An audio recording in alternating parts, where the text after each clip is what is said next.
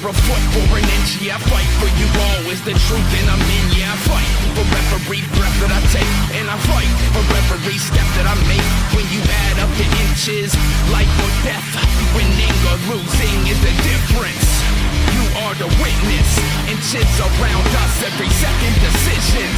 Too slow and I missed it, fast and I skipped it, but I'm on time so I gripped it. If you are ready to die then you will get this. If you're afraid of your life then you fight for that edge. No matter how far I come, I know I still got a step to take. Pull that shit, yeah, I do what I have to get where I got to. He does that shit, I've been called worse by better, so what can you do to me? Fight for that edge. This is more than a team, it's family and I'll die for them.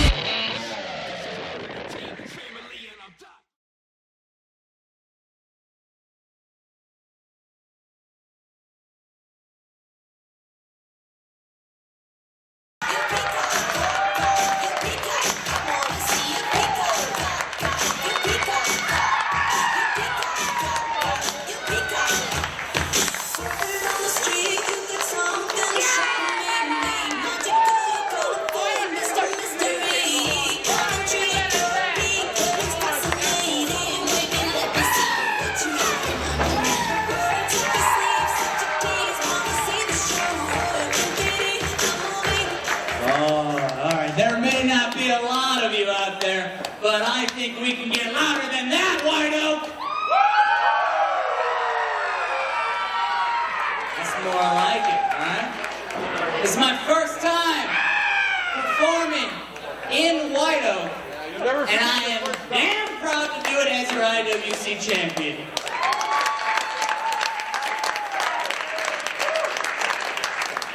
We got a lot of good athletes in the back tonight. They're pumped, they're ready to come out here and put their bodies on the line for each and every one of you.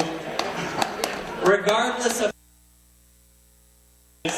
we still plan on tearing the house down, building it back up, and tearing it down again! Shut up, Dalton Castle. Everybody knows you're a sham, and I'm the real champion, okay?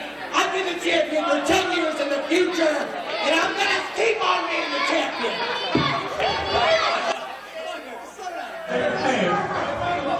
Welcome to IWC Uncivil War. Joe Dombrowski ringside. Dalton Castle, the champion, interrupted by Corey Futuristic. This is Corey Futuristic, everybody. Everybody knows who I am. I'm the best wrestler on the roster. Maybe in the future, they know who you are. Now! Corey, you Canadian people, I'm a lion. Are you sure you're traveling through time or smoking bath salts, sir? Alright. Listen, you think you're the champion in the future? I know you're the champion. Facts. We've done this before. You come out, you hit my face, I hit you, you fall down, everybody feels real concerned. I understand where you're coming from. I like your spunk. I like what you're doing. But if you really want to be IWC champion, you've got to earn it. Alright? You have got to earn it. And you can't just take control and come out and demand a shot. You've got to get in line with everybody in that locker room. You want to someday be in my position. We can get you started. Alright, listen, I've got a little stroke here. I'll go in the back, I'll talk to the guys on top, I'll be with Chuck Roberts, and we'll organize a match for you tonight, where you can start proving yourself. It'll be the first step into getting in line for a shot at my title. Do you like that? Yeah, of course I will. Alright. Will you calm the attitude down? Will you act like a human, a civilized athlete? Yes, a human! Take this much money. Give a stunner. Let's go. Oh. Not your wisest move, Corey.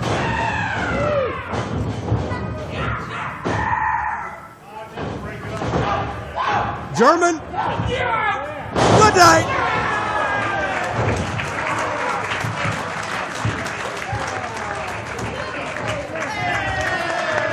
I admire the gumption of Corey Futuristic, but perhaps he should start a little bit lower on the pecking order.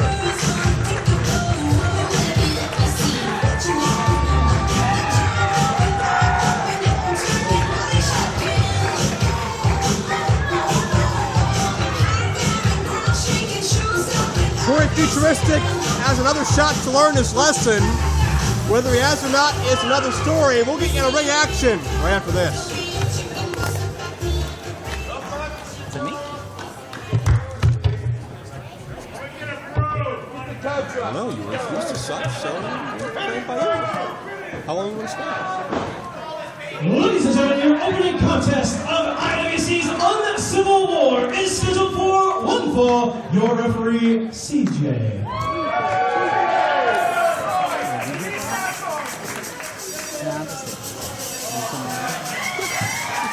Introducing first, he weighs about 195 pounds, representing the STDs and Corey Futuristic.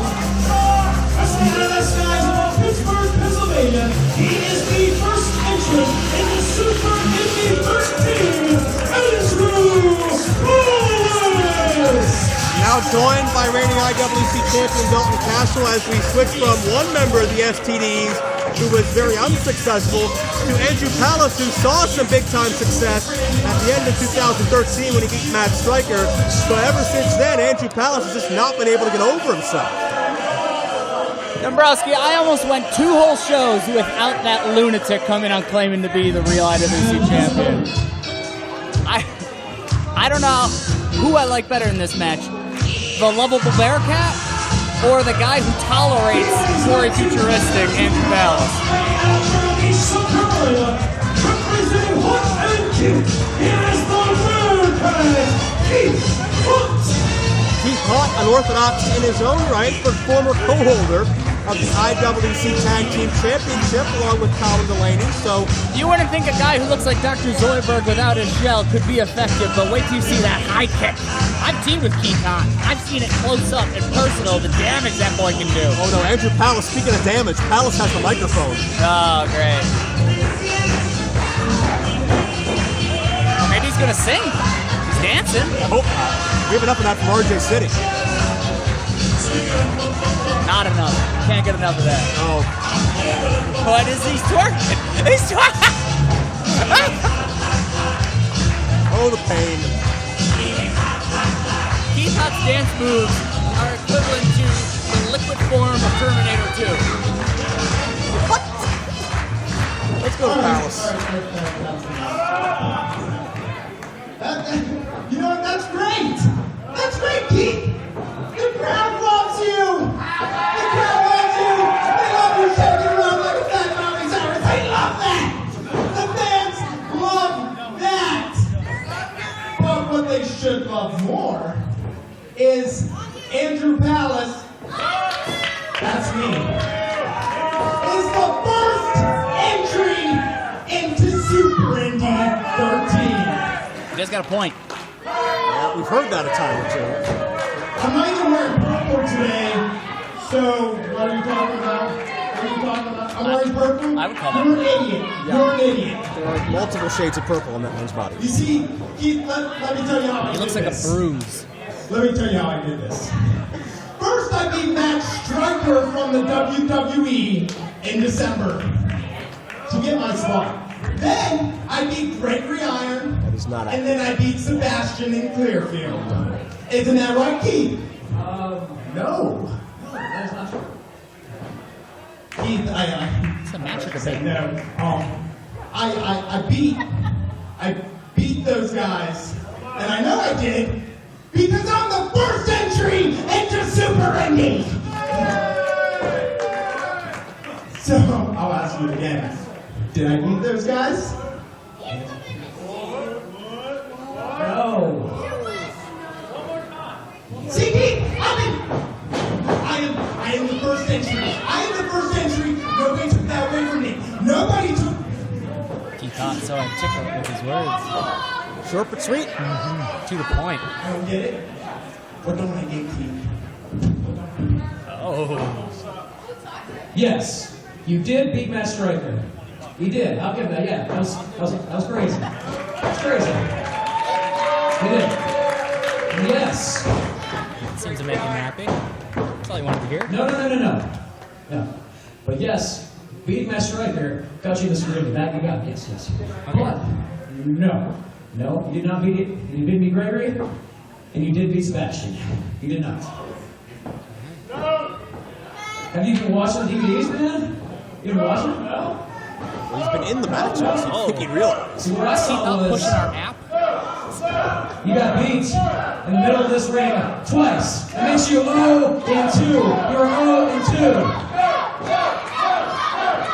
You're 0-2. You know what? I guess I'm watching this for you, man. You know what? Here we go. Tonight, you'll be 0-3, because I'm going to beat you 1, 2, 3. Come on, let's go.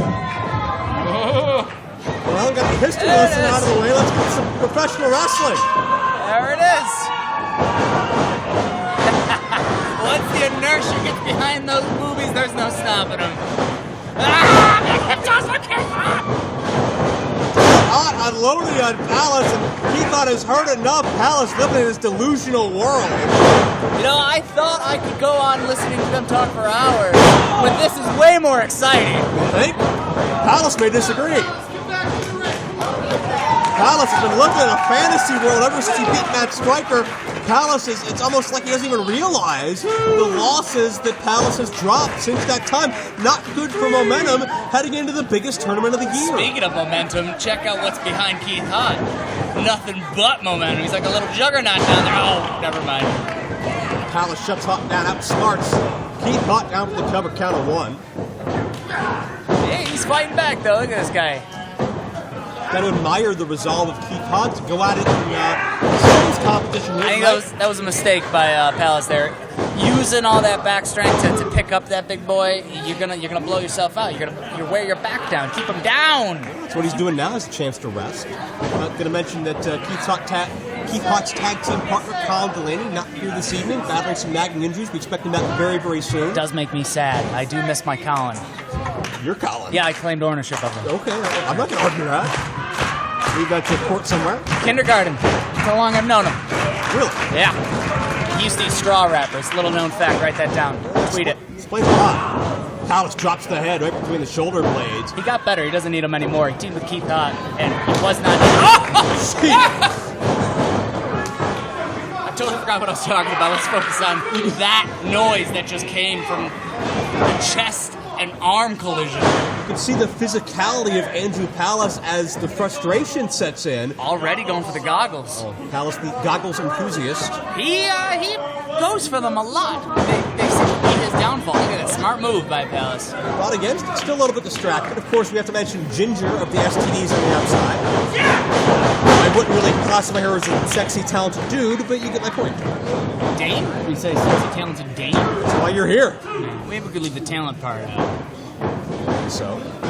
I will say, she is talented with the sewing machine. Have you ever seen what she dresses up her crew in? Well, I've seen those horrible concoctions that Tess Flexor comes out here I in. happen to know she is the one who makes those. At least that's the rumor I've heard. Talented. Well, no wonder she wound up with somebody like Tess Flexor. Palace. Why, so she can cover him up? Cover his body up? That would not be a bad thing. There's a nice drop kick. Connects perfectly again between these shoulder blades. It's going to be tough to breathe when you kick somebody's lungs in like that. Hey, there we go. We got some fighting. And this guy knows you're not supposed to stay down for more than 2 seconds. Yeah. He thought could join the list. Sebastian, Clearfield native, Gregory Iron, the handicapped hero, picked up victories over Palace lately as Palace tried to sweep that under the rug. Do you get qualified for Super Indy if you beat Palace? No, you do not. But certainly that would put you in line for potential future qualifying match or title shot, especially if Palace could win Super Indy 13. But Joe, let me ask you something. What do you think that felt like on Andrew's chest? you just picture the bones caving in. Flipping a bionic elbow, if you will, baby. Yeah, baby, get that. Keep not coming back with an elbow now. Are we here on the mothership? Ooh, hit the first move out there. And Keith Haught takes to the air, dude. It wasn't pretty, but it was effective. He didn't get the torque and momentum, but he was able to take Palace over. I told you that if there's one thing Keith Haught has, it's momentum. Object in motion stays in motion. Went for that big kick. You talked about that flexibility earlier, Dalton. Play of the day, overdrive, whatever you want to call it. Palace connects perfectly. Could break the losing streak near fall. Did you just see that? Keith Haught woke up, saw the ref's hand coming down, and said, "Not today, referee." I don't think he actually, I'm paraphrasing, of course. Some of those championship instincts of Keith Haught. Palace going for the goggles, though. I thought we were over this. I thought he's going to get DQ'd. I don't understand this. Oh!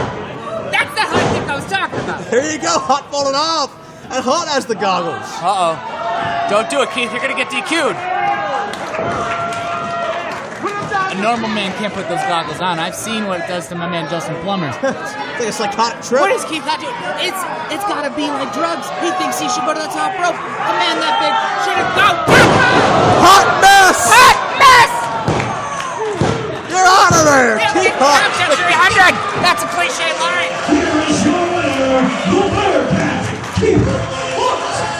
Once again, the distractions of Andrew Palace come back to haunt him, and all that momentum Palace built with the win over Matt Striker has been slowly drained away from Palace in the months since.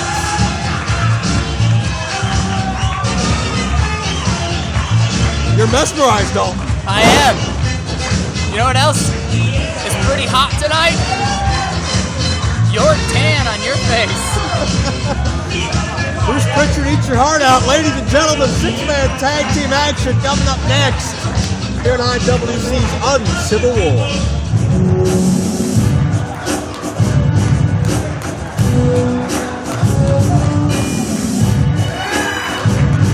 Introducing team number 1. They weigh in at age 727 pounds.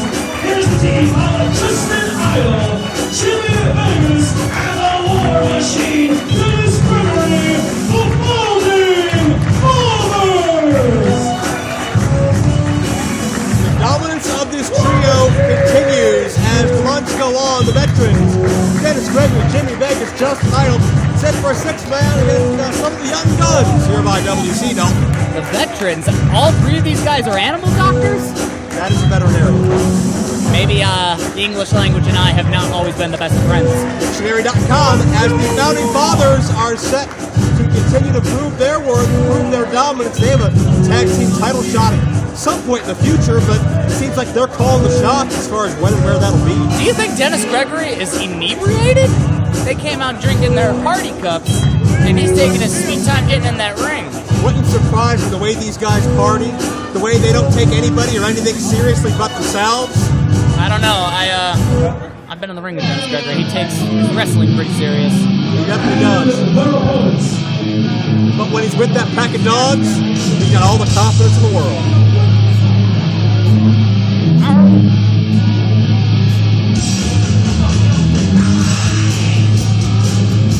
They weigh in at 640 pounds.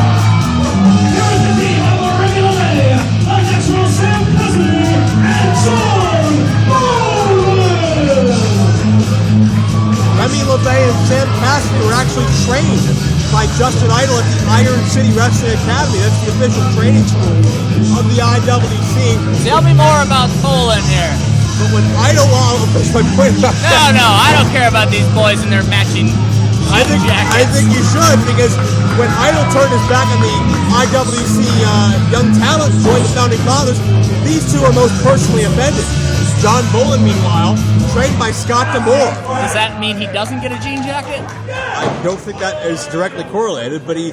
It's got to have something to do with Near it. 10-year pro, he's competed for WWE, TNA. He's just a full-throttle, in-your-face powerhouse. And brought out here as a little bit of a extra hired heavy to help out the Knight Riders, LaVey and Cassidy. And certainly, they need it when you look at the size of the Founding Fathers, especially Jimmy Vegas. Knight Riders, any relation to David Hasselhoff? I'm not sure Who about that. also loves denim jackets.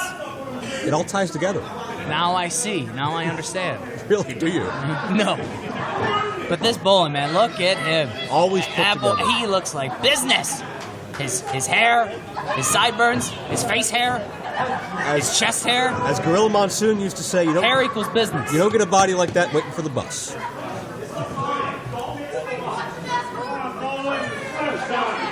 All right, I think Jake is trying to find out where the Founding Fathers' denim jackets are.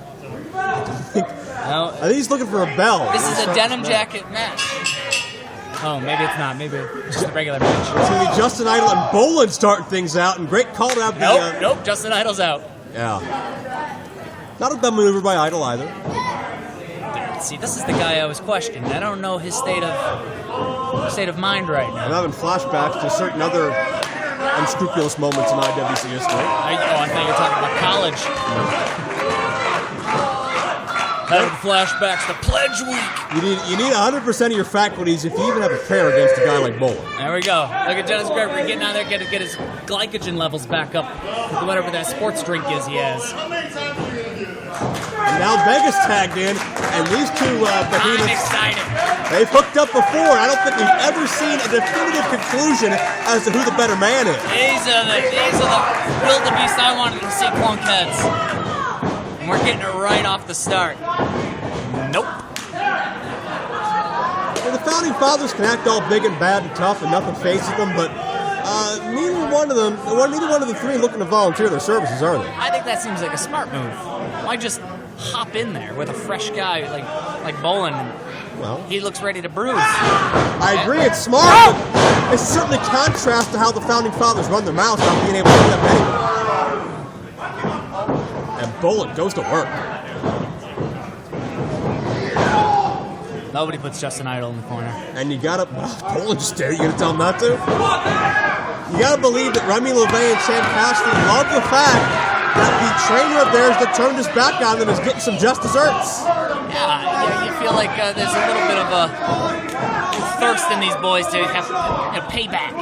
Absolutely, and Remy LaVey. Comeuppance, is that the word? People use that? Comeuppance. Well, check this out, Dalton. Remy LaVey just tagged himself in.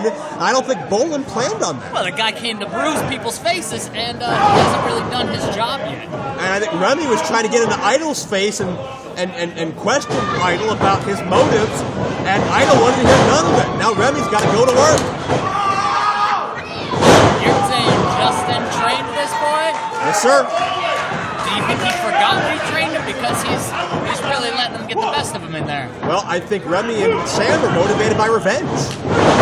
I also think Justin Idol's inebriated. Maybe. Nice combo. Senton, Cassidy, into the cover, got two. I like the style of these boys. All right, Bolen goes in there, and he stays on the ground. These guys just throw their bodies at him.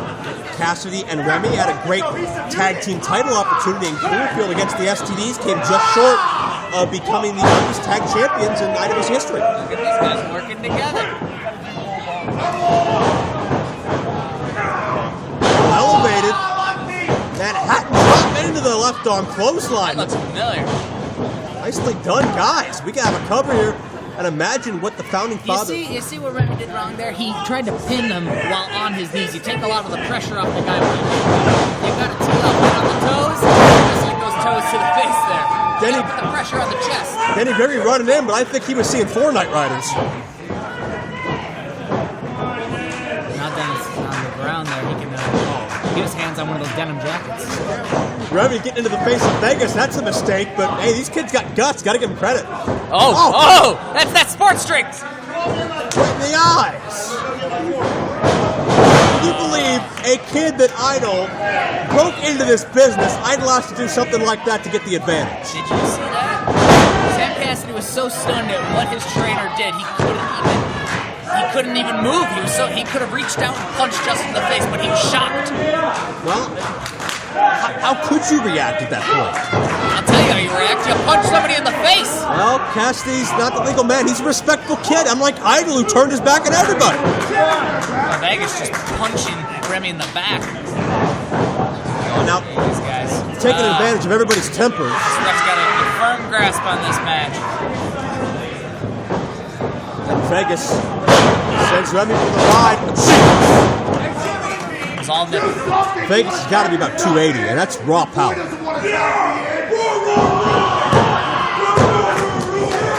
And there you see the Founding Fathers in their element. I couldn't make out quite what Dennis Gregory was saying there, but I think it was something along the lines of We'll get the closed captioning on that one. Gregory You know, picking up ice cubes? Yes. Yeah, Sam Cassidy. He can't cheat. He wants. Gregory's got his belt off now. Does that mean the pants are next? He's strangling Remy LaVey with his belt. Oh! Justin Idol just fell. He choked too hard, and I think he ripped Remy's head off. No, the head's still there. Oh, how unprofessional can these founding fathers be? You know what? Say what you want, but they're being useful of their surroundings. Useful? They're drinking and choking people with belts. Those are guys who like to fight. Perhaps they don't care for the rules of wrestling. That's obvious. I can't say it's a move I would make. Cassidy can't take this anymore. There we go. He's had too much. And I think Bolen is trying to be the level-headed one here, but Cassidy just getting involved and trying to scrap. And Bolen getting in there, Idol getting in there. This match is completely broken down. This poor ref has no control over this match. I think Bolen's getting frustrated. Bolen's got a short fuse as it stands. I don't think this matchup's helping Matt. Oh, look at Justin Idol over there. He dragged. Is that Remy over there? Yeah. Remy LaVey been isolated for several minutes from his partners.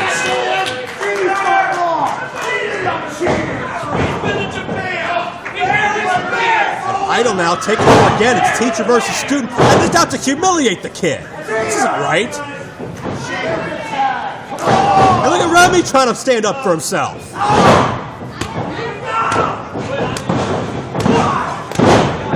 Remy looking to fight here, but Idol digging into the eye. This kid's just fighting for his identity, for his acceptance, for the respect of a man who turned his back on him. He's got some heart, that kid. He's got heart, and he's got a takedown! Remy's showing Idol something. Idol may have written Remy off, but Remy not going to go gentle into that night. The rider. It could be a turning point. Can Remy get a tag? He needs it desperately. Tell you what, he's the only one who can make this decision. There's nobody stopping him. Bolen's he's so there. close. Bolen's got to crawl a little bit. Oh. Bolen just got off the apron. What is this? You know, I want to see the end of this match here, Dabrowski, but I promised somebody I would do something for them, so I got to go in the back and handle some business. I've had about enough of this garbage. What is Bolen doing? Have another one, you lush. I got news for you. First off, what the hell am I doing teaming with these two drobos? What the hell? You want to make your own comeback, kid? You want to tag yourself in? Get your head beat in? Fine. And you don't want to tag me in? Who the hell do you think you are? Enough of that. Shut up. As far as I'm concerned, with you founding fathers, I don't really give a rat's butt about you guys. I don't even know why the hell I'm feuding with you idiots. As far as I'm concerned, I come here to do two things.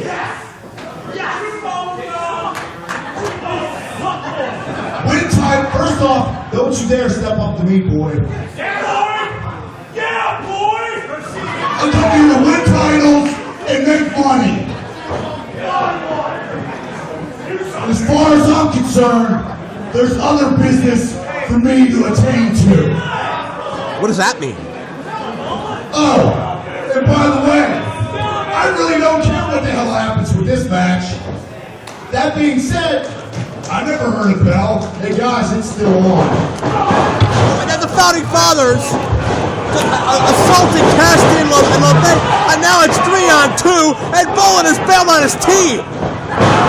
I can sense Bolen's frustration in this matchup, but that was completely out of left field. And what other business was Bolen talking about? And now it's Idol all over Remy LaVey after Remy stood up to Idol a moment ago, and Vegas is smothering Cassidy on the left side of the ring. It's all founding fathers. And Gregory, as inebriated as he is, or whatever the heck's wrong with him, just cheerleading. Bolen was the anchor. He was the veteran influence of this team. And now Bolen is out of here.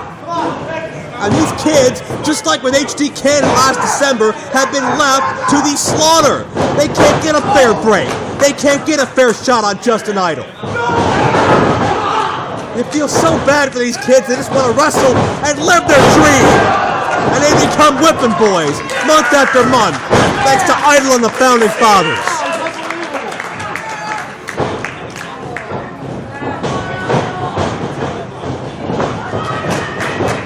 Jeez. Knee right to the side of the head. And they've isolated Remy.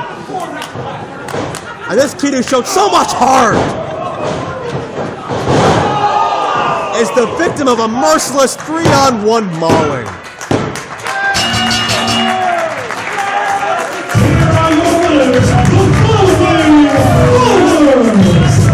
Academic with Dennis Gregory, Jimmy Vegas, and Justin Idol scored the victory here in White Oak, Pennsylvania in Uncivil War.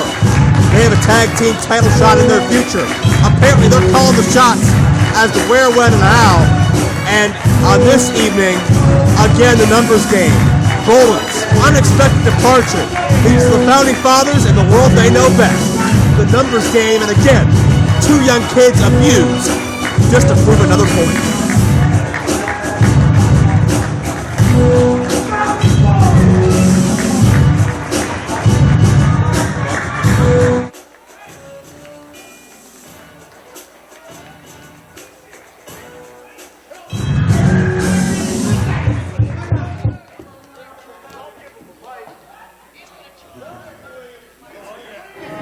We had that match completely under control. The entire time. I got one. Wait, I gotta say something. I gotta say something.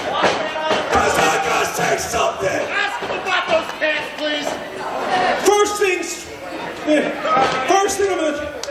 Alright, we're gonna start talking. It's not really my birthday. I'm just Having Spike Dudley flashback. thirsty for iced tea. Face the camera. Uncivil War! We're the gear! Face the camera, Dennis. Where's the camera? Oh, hey, thanks, Jagoff. This is my first match. Oh, I got desert cameras on. I wore these in the desert. He can blend into the woods right outside. What the hell you blending into? Blue. All right. For real though. All right, can I be serious for a minute? Everybody be quiet for a second so I can think, talk, and be serious. These pants don't fit me. Oh, yeah, you!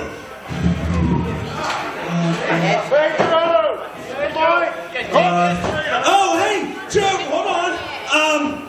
Big League John McChesney and all you dudes was out there that day and choking him and cheating on the camera and cheating him and everything, right? Well, here's something I'm gonna say about that. You do something, one of us Founding Fathers, you do it. You like, everybody's wearing this shirt, all right? And, is that it? Oh, and Chuck Roberts. Chuck. All right, well listen, Chuck Roberts said this, not me, but Chuck.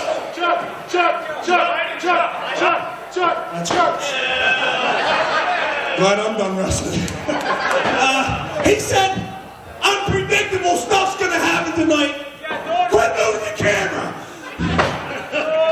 Hey, but unpredictable stuff's gonna happen tonight.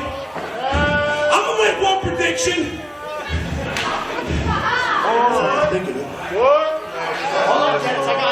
I got it. John McChesney, you're gonna have to answer for what you did tonight.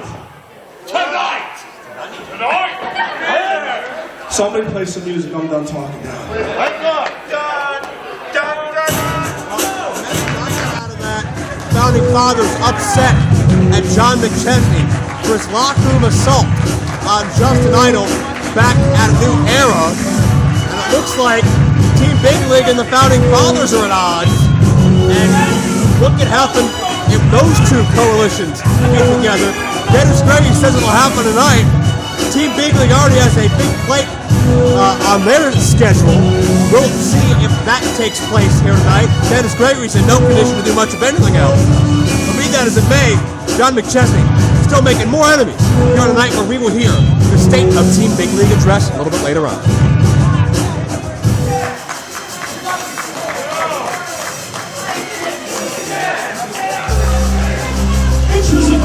representing the STDs, he weighs in at 197 megabytes, wrestling out in the year 2036, here is Corey Futuristic.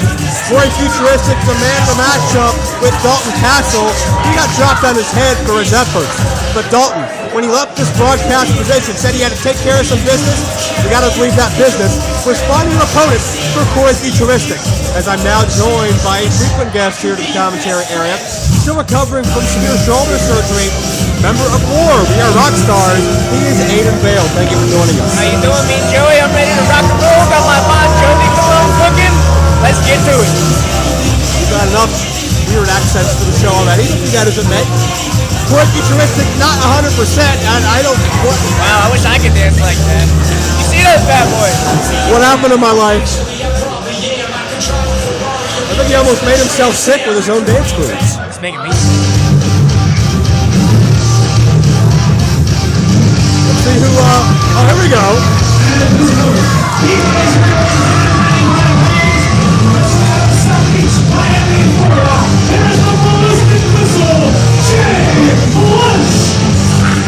Jay Flash made his debut a couple of months ago at IWC, and he's taken on the best competition there is to offer. The big man from Ontario, Asylum, the newcomer Ethan Page.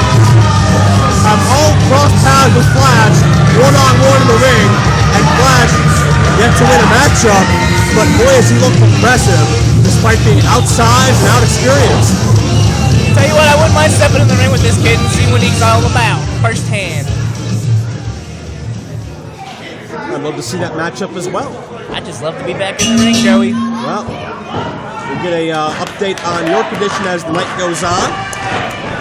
As Jay Flash and Corey Futuristic go one-on-one. Maybe Aiden Bale and Jay Flash will be a pretty title match one day. Who knows? I wouldn't mind that. And Corey Futuristic, who has spent all night demanding a match, is now refusing to start the match. I think he would look into the future and see this stuff coming. Yeah, you know, he probably knows he's going to win. Well, he says he's the best IWC star currently, future best IWC champion. Wow. It's like a years-long title reign. You know, maybe he can teach me a thing or two about a thing or two. I hope you don't buy into this. Claims to train with Nolan Gowan, the 18-month-old son of Zach Gowan, but apparently in the future he's very talented. I can see it. Side headlock. Flash needed to widen the base on that one. It would have the full effect of the vertical base. You plant your feet and get more torque on that side headlock. Well, Corey's got him now. Let's see if he can capitalize. Go behind. Flash breaks the grasp. Switches over and elevates Futuristic. Not many matchups where Jay Flash is a bigger man in the ring, but here we have a situation. Well, yeah, that is a matchup. And Jay Flash stretching the arm and shoulders of Futuristic. Better get him out of that corner if he wants to win this. They call Jay Flash the ballistic missile because of his explosive high-flying offense. It's quite flashy. There's another example of that explosiveness. Futuristic, he's out on his feet right now. Similar to the matchup with Keith Haught and Clearfield where Corey got slapped silly. Corey better do something here. He didn't have many future plans leading into this matchup. Flash measuring Corey. Side ground kick right around the sternum. Flash is feeling it. Feeling flashy. There's a little bit of Flash. Jock is senton into the lateral press. 2-0. Flash's signature maneuver is a top rope senton. He calls the cannonball. Hasn't been able to use the success yet in IWC. I've seen him use it a lot of times in some smaller regional organizations where Flash has cut his teeth. Tonight could be the night. Could be. But Futuristic, he took a risk in this match. He rolled the dice to try to get a matchup against any opponent he could get. Wow. There's a risk. Got the knees up. Flash lands lower back first. This could be it. Tried it with the legs, but only two. Flies enough, but no dice. I think Corey Futuristic just woke up. A little pep in his step. Come on, Corey. There you go. A little bit of sizzle to his steak. I do like a good steak. Not what I saw what you were eating in the back earlier. There's a LaVey stock cradle for 2 and almost 3. But flies right back up, right back down. Again, there's the resolve of Jay Flash to stay down for a second. See, I think Corey's getting a little bit too much breathing room there. He needs to stay on him, keep him on the floor, keep him on the mat. He knows Jay's a little bit bigger, so he's not going to win this standing up. There he goes. Leg sweep. Cover deep under the leg. Great technique on the cover, but going to take a lot to keep Jay Flash down. Keep in mind what it took from a guy like Asylum, who's 3 times the size of Corey Futuristic.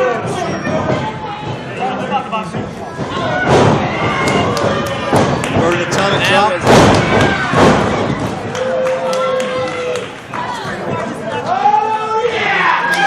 Yeah, baby! He's feeling it. Wow. Double bicep!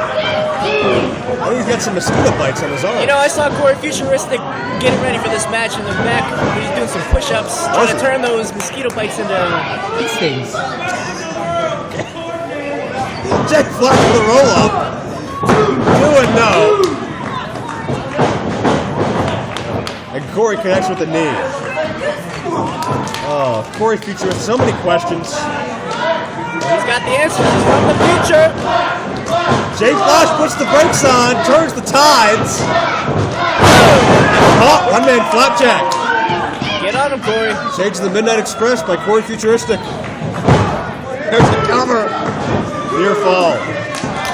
Has Corey won a singles match here in IWC yet? You know what? I'm not sure. Has he left the singles match conscious? He has not had the best of luck, especially when he picks on Dalton Castle. Yeah, you might want to stay away from him. Yeah. He's a rascal. Corey might want to work his way up to that. Flash sent for the ride. Nobody over Corey. Check out the quickness of the elastic missile. Second time. Jay really firing up. And Corey comes back to meet Flash.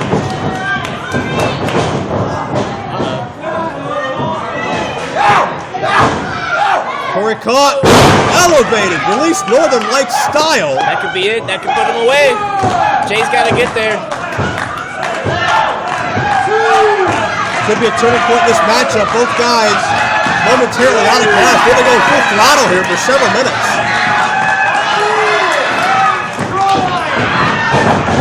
Back on the clothesline, Jay Flash picks up where he left off. He's really taking it to him.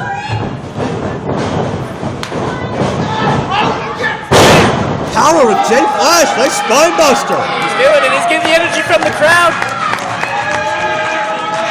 Could be cannonball time.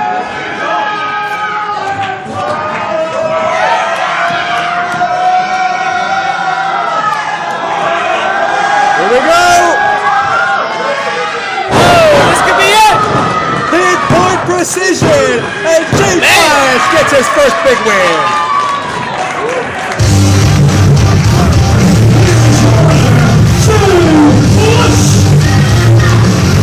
Twisted Vessel victorious and twisting the beginning of a great run of victories here in IWC. Jay Flash has the potential, and looks like he's starting to put those puzzles together. Absolutely, this kid's coming along. You would think Corey would have known what was coming from the future. This kid does not have a clue.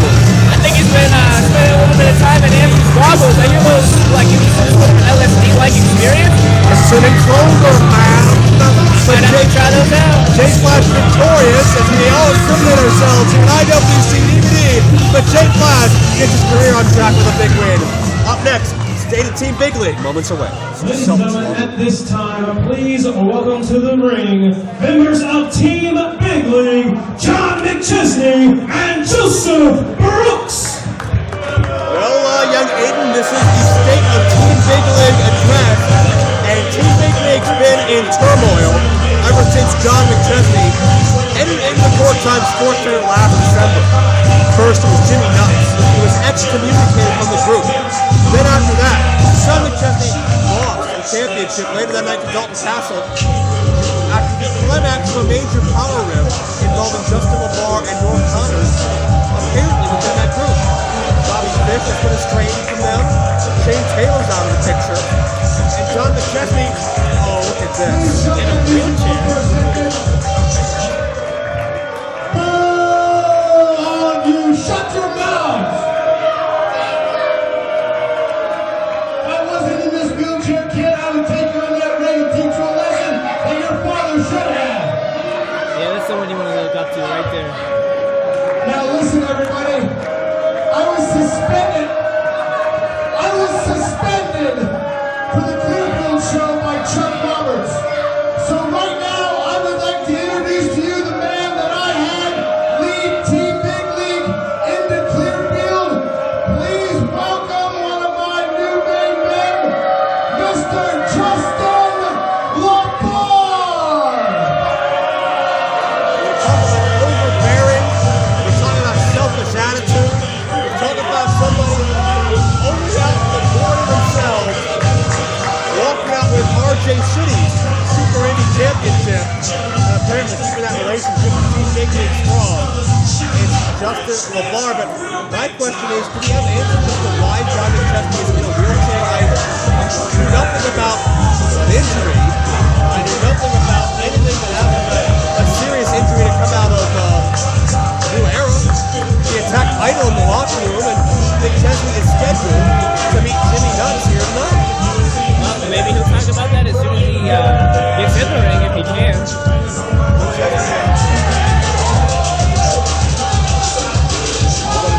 It's going to be a big production. Comes the muscle. That guy in a sweater vest can help out. That's a snappy vest. Give me that chair. Give me that chair. Justin, okay, let me get the chair. I don't like it when LaVey has chairs, because that means he may stay longer. We get to look at those dapper white shoes of his. And that, whatever the hell he did with that leather jacket, it wasn't boxes enough to begin with. I think that jacket, aside from the ultimate, reminds me of Joey Tribbiani. The jacket wouldn't be a problem if it wasn't for who was wearing it. Screw you, kids! You know what? You ungrateful kids are part of the reason I'm in this predicament. Listen, kids. I was invited by Dr. Hammond to one of his private islands last weekend. And I was there. And there was a bunch of native little kids just like yourselves. They came up to me and they said, Big League, we're hungry. We need you to climb this tree and get us the coconuts. There was 15 of them. I climbed to the top of the tree. I got 14 of them down. And I looked back down and there was one little boy that didn't have one. But that last one was all the way at the top. I climbed all the way to the top. And right when I was about to get that last coconut, I fell 150 feet to the ground. But that's not what did this. As I stand up into the tree, that last coconut was shaking, and it fell all the way down right on my kneecap, crushing my kneecap into a million pieces. But at least the coconut got cracked open, and that last kid got his food. Stop the pain. That's what Team Big League does for people. And speaking of Team Big League matters, Joe Brooks, this man tonight, you have the opportunity to bring home the IWC World Championship back to Team Big League. So as the good man that I am, I'm going to send you to the back and I want you to be prepared. So I'll see you in a couple hours. Brooks and Dalton for the IWC title in our feature tonight. Title could come back to Team Big League. Hey, woman, shut your mouth, woman. Let me guess. You probably named your kids Neil and Bob after what you do every day.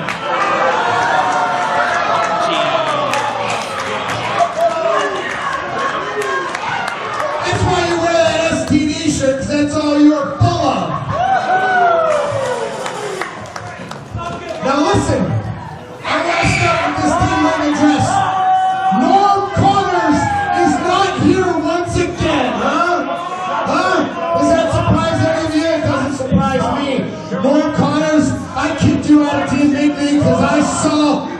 ago that you were soft.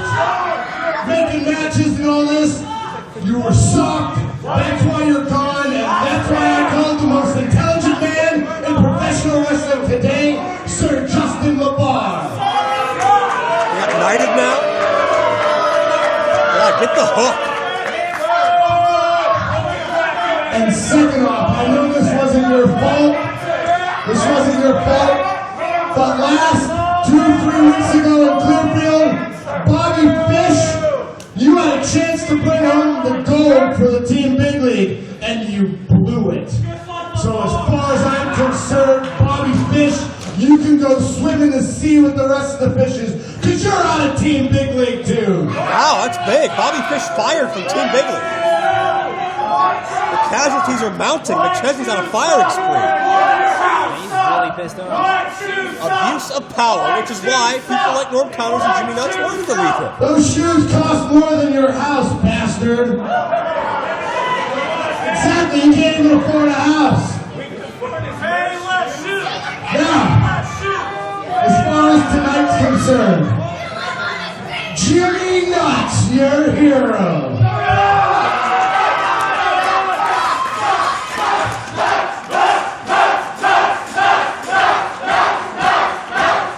Very fun word to chant.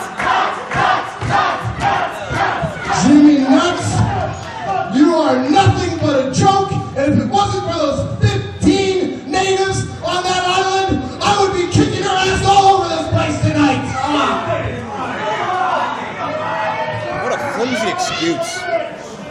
I pledge allegiance to the flag of the United States of America. The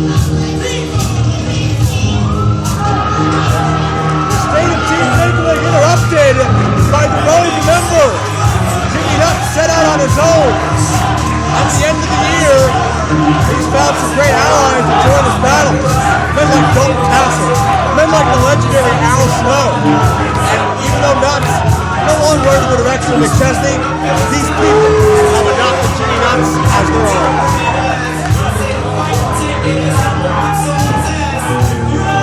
This kid finally has a chance to realize his true potential. Nobody wants to see you, Jimmy Nuts. Why is Justin Plummer out? Give me some backup. Currently the host of IWC Aftershock on IWCWrestling.us. First off, if you were any type of a man, why would you bring out a woman like Justin Plummer with you, huh? What are you out here for, Plummer? What are you out here for? I actually have some very exciting news, John, and you already told everybody Norm Connors could not be here tonight, unfortunately. But he gave me a call, and this is official because I'm here. We approved it with Chuck Roberts, and I have news for you, Justin LaVey. You say your boy who's not here tonight, RJ City, the super entertainment champion, he doesn't come to Garbage Towns like what? Garbage Towns like White Oak. I love White Oak. I grew up 10 minutes from White Oak. He doesn't want to show up for these events. It's official. Meadville, PA, Night of the Superstars. RJ City will be in attendance. If he likes his job and he likes that title, Chuck Roberts has the contract ready to go because it's going to be RJ City versus Davey Boy Smith Jr. Whoa! Son of the legendary British Bulldog. There's actually a little bit more to that because we've seen how you like to be involved in all of your protege's matches. So just to make sure you don't get involved in that match, in Davey Boy Smith Jr.'s corner, it's got to be the WWE Hall of Famer, Bret the Hitman Hart! Uncle Bret! Coming to even the odds, and LaVey neutralized to be sure. Aim for you, John.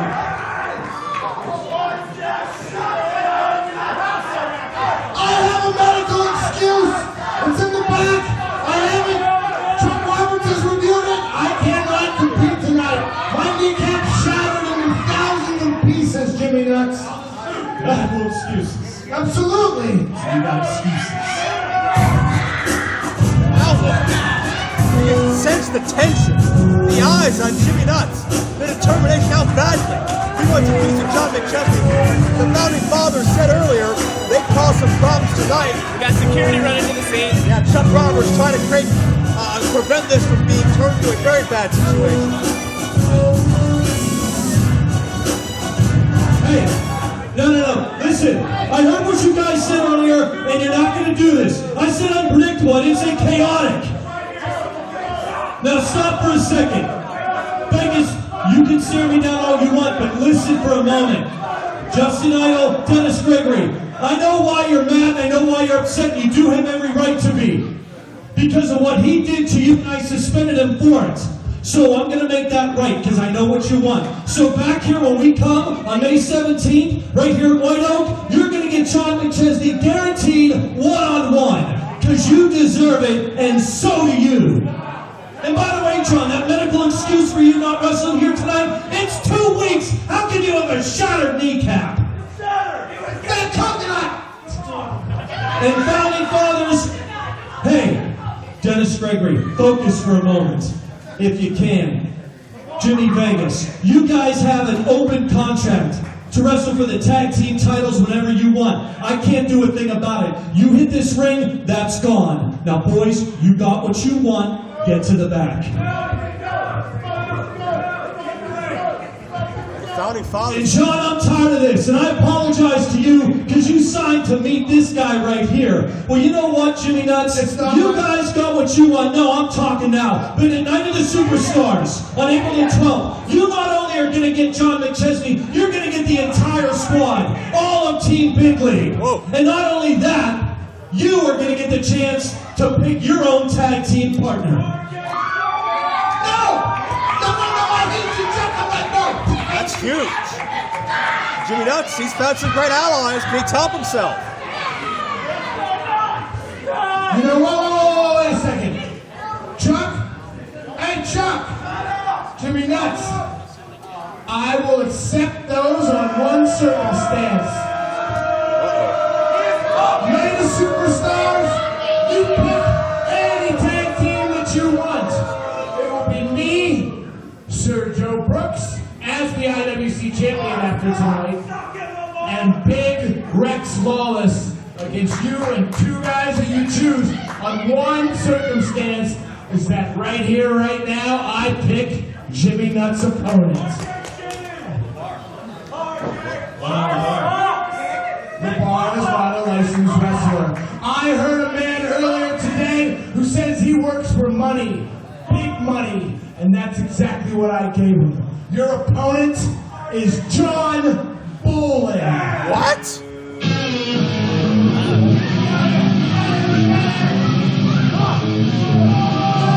Jimmy's in for a bit of a challenge. Bolen, who's already ticked off at what happened earlier in the 6-man tag team matchup. And now Jimmy Nuts, before Jimmy even gets to Meadville, Night of Superstars 2014, to get what he wants in that 6-man tag, Jimmy Nuts has to survive Big Bolen. He apparently has some cat scratch fever thanks to Uncle Teddy.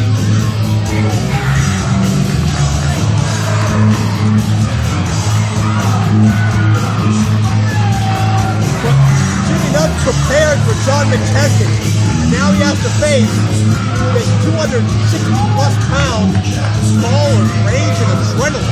Most of that weight's carried in that mustache, Joe.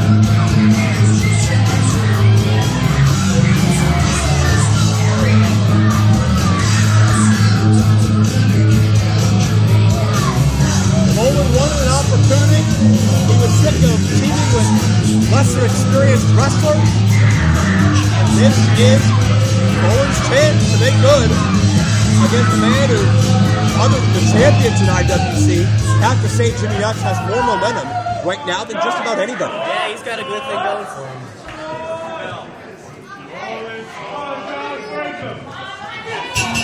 But that could come to a screeching halt at the hands of Bolen, who's always been so tough, always been so intimidating, and always been so dominant since he, meaning Bolen, first stepped foot here in IWC way back in 2005.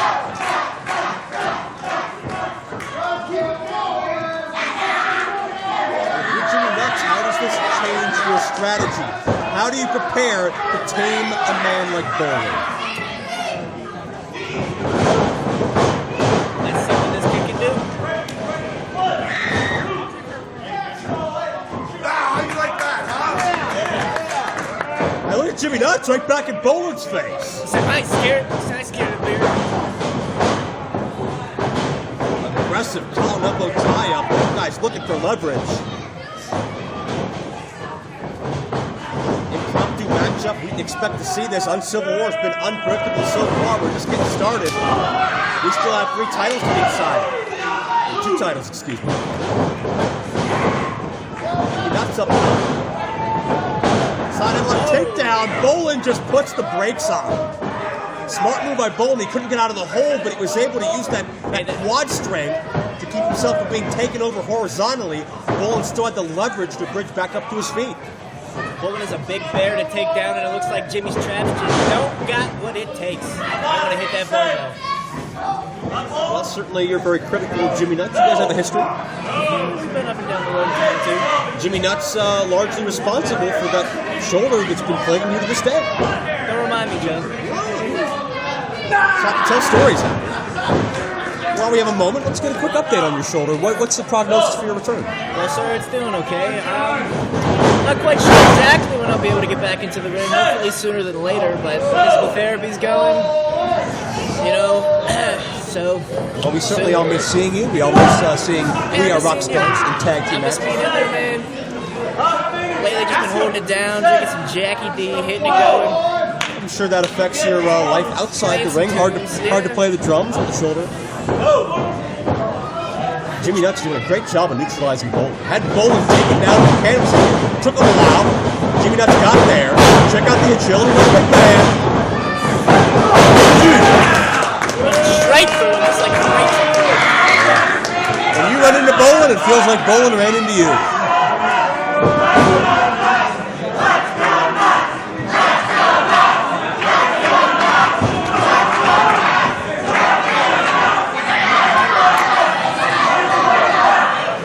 Bolen now methodical. He's just playing with him. Yeah, Bolen's having fun when he's hurting people. Yeah, let's go nuts, huh?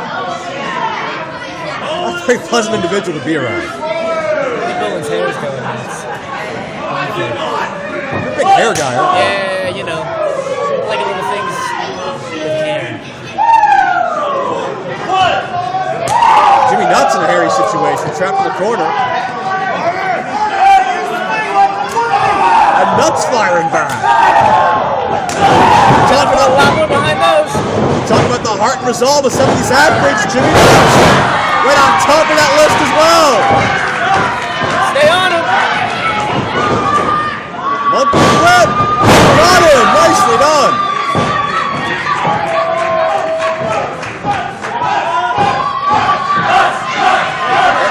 Time to go nuts, Aiden.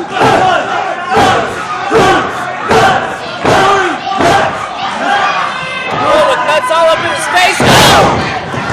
Bolen able to drop Jimmy Nuts down face first, snake guy style. I'm not sure if Jimmy Nuts got the full effect of those punches he wanted. 1,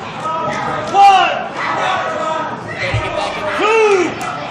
Bolen able to slide past most of those shots and catch Jimmy Nuts unaware. And Bolen going to get chased. And keep in mind, John McChesney said he paid Bolen a large sum of money to carry out this job. John McChesney wants Jimmy Nuts decimated. Does not want Jimmy Nuts 100% in Meatonville Night of Superstars if Jimmy Nuts even makes it to Meatonville. Bolen definitely looks like he's a hard worker, so I'm sure he's going to follow through on his instructions. And then some. I can't remember the last time Bolen has been decisively defeated here in IWC. Certainly, as with anybody, the numbers game comes into advantage or something to that nature. Oh no. Powerbomb? Jimmy Nuts fighting for his life here. Jimmy Nuts breaks the glass. Bolen in trouble. Look out. Jimmy Nuts Doesn't have the power of Bolen, so he's going to hit and run.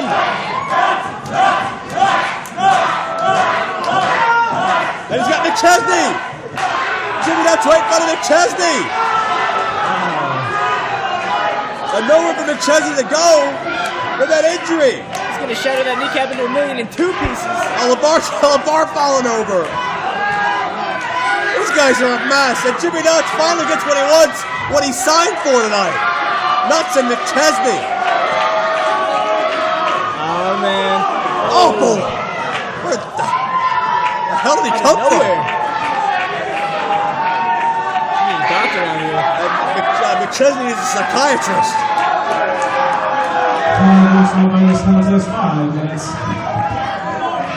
McChesney has post-traumatic stress disorder after that altercation. And now Bolen picking up right where he left off. That's a mistake. You can't turn your back on Bolen. Man, not for a second.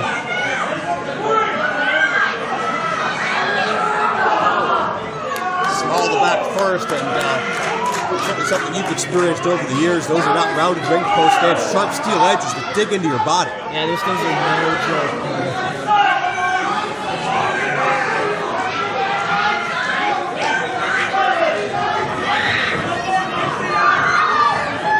Set back in, and Bolen goes to work once more. Really keeping it grounded. Bolen in his element to smother you, overpower you. Almost able to put Nuts away there a moment ago. McChesney leading the cheering section. So disappointed that Bolen took the bribe. Really working on that back.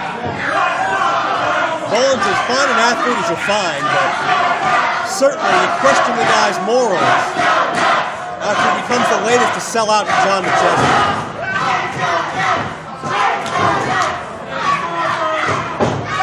Jimmy Nuts back to his feet. Hopefully he can stay there. You gotta believe Nuts is envisioning John McChesney in Meadville. Night of Superstars. Teamed up. Huge power slam. Big time rotation. And an air ball. Bolen getting a little bit frustrated. Maybe Bolen getting counted on what Jimmy Nuts is capable of.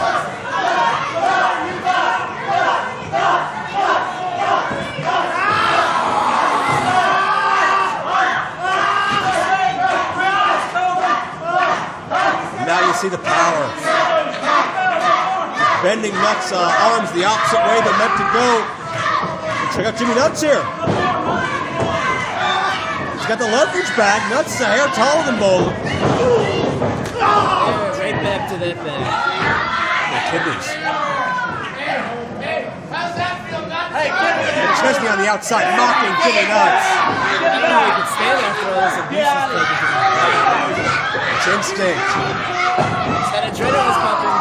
It's the will to win, or at least the will to survive and get retribution on all the wrongs that John McChesney's committed, the atrocities on Jimmy Nuts' career.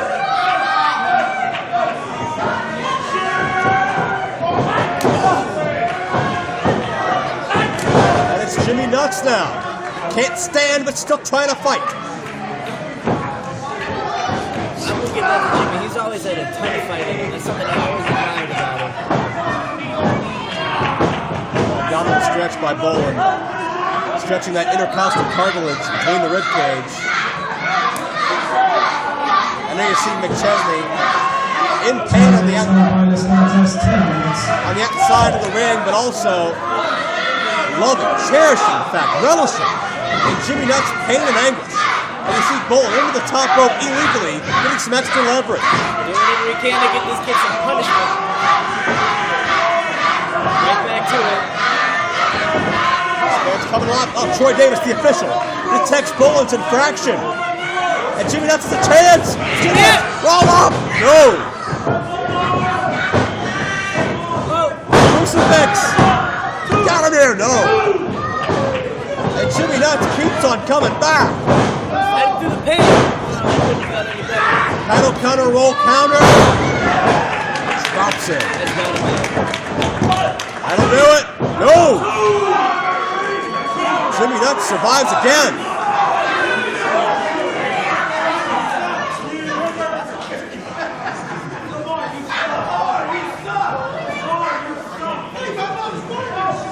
see LeVar and McChesney starting to pace, starting to get impatient that Jimmy Nuts has not been defeated yet. You see Nuts is in absolute agony, but where in the world is Bolen going? He's going out.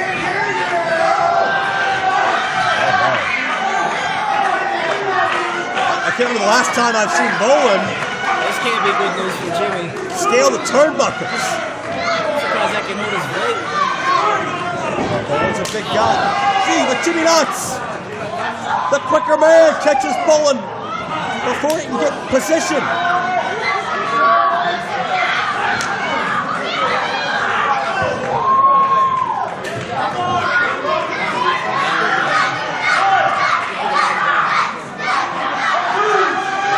The bigger they are, the harder they fall. Absolutely. Could be blocks. Could be a big-time game changer. Leverage maneuver by Nuts. But what did it take out of Jimmy Nuts?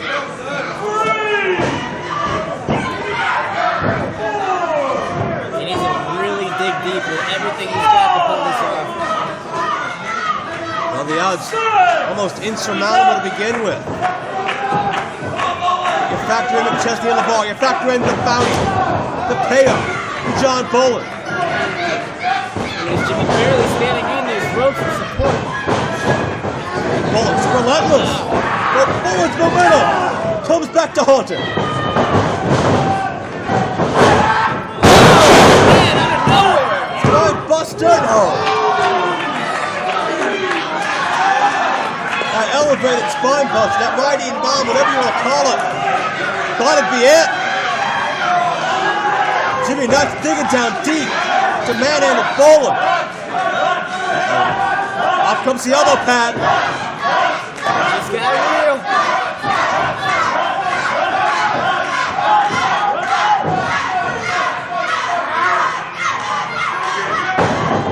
For the end. A debilitating spear. Broken in half. Bolen picks up the win. No! And Bolen's temper. He's dead. I think McChesney and LeVar thought he was dead, but they're proven wrong again. And Bolen just has lost all tactfulness at this point. Bolen just wants to mutilate this kid. Off comes the turnbuckle pad, steel bolt exposed. Whatever he's got to do. And Jimmy Nuts is trying to get back to his feet at all costs. Over the bolt. Season. Counter. Bolen eats the steel. Bolen eats the steel. Roll up. Jimmy Nuts wins.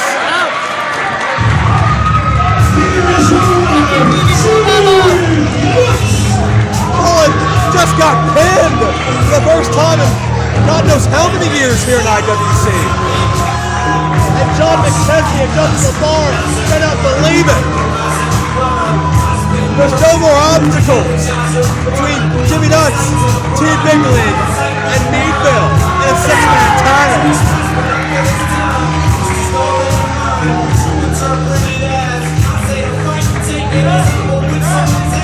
You gotta wonder what's that. Wait a second! Wait a second! What? McChesney's off! Oh, come on! Doctor's note, my rear end. John McChesney taking the coward's way out of this Jimmy Nuts match. That's apparent now. Yeah. Oh, listen to LeVar. It's a miracle. It's a miracle. Get the hell out of here. What a low he can do. Oh, that steel brace to the head. And once again, Team Big League stay a step ahead of Jimmy Nuts.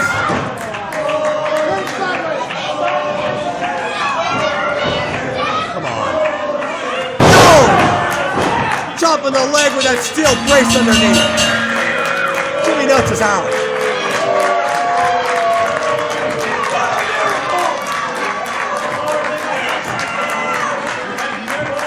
Bring yourself to do something.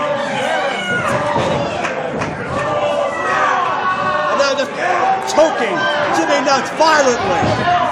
Mick Chesney going to take it upon himself to make sure Jimmy Nuts isn't 100% for Meadville.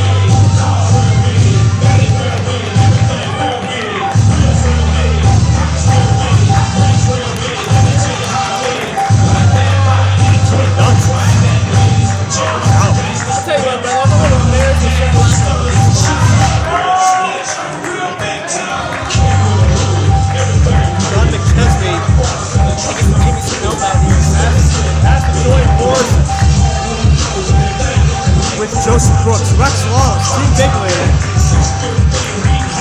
Bill Battle, Jimmy Nuts, and Jim Mystery opponents. Coming up, Meadville, Night of Superstars, 2014. And you gotta wonder, did Team Bigley get the job done? They leave with the last word here tonight. They leave with their heads held high here in White Oak, Pennsylvania at IWC Uncivil War. Wait a second, Jimmy Nuts. Looks like Jimmy Nuts has something to say.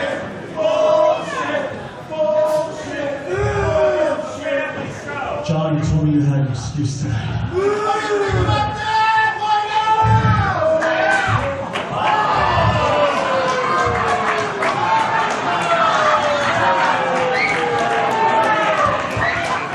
John, look at me.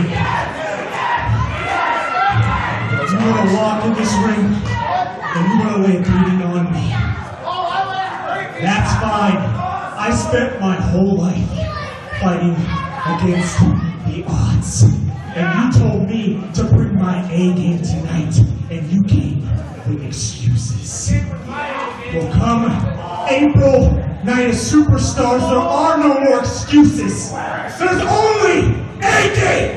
Because when I step in this ring, when I listen to my fans, Go Nuts isn't a slogan, it's not a catchphrase, it's to fight and fight and fight until there's nothing left! That's what Go Nuts means! And when I have them doing them tripping, there's nothing that's gonna stop me. Night of Superstars, I'm extending my offer to the best tag teams of all time. And if I'm so lucky that they accept, you'll be facing me, Jimmy Nuts, all my followers, and the Steiner brothers. Whoa! Look at Scott Steiner! Freak Phillip! They got tag team championships all over this world. Legends, innovators, pioneers, future Hall of Famers. And it looks like Jimmy Nuts has recruited. He's taught himself. Look at Scott Steiner to fight Team Bigley. Night of Superstars in Meadville.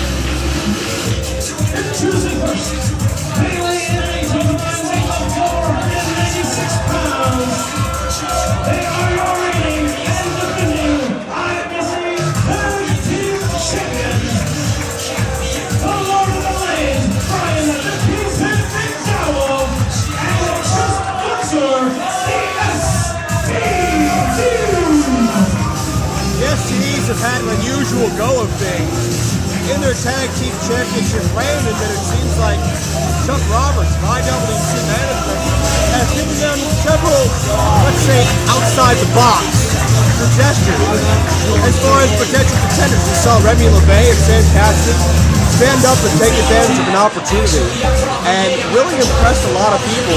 And tonight, we're going to see two tag teams who have never before teamed together in IWC be able to contest the STDs. And it's going to be something that's been a hot rumor about all day as far as additions to this matchup, as far as unpredictability.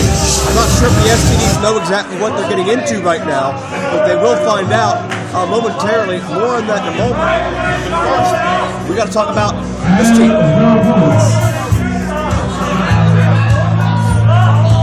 We've known about the blue-collar slaughterhouse mentality for many months.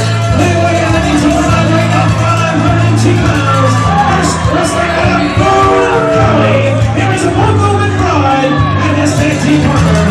It's the most Ohio, Jock.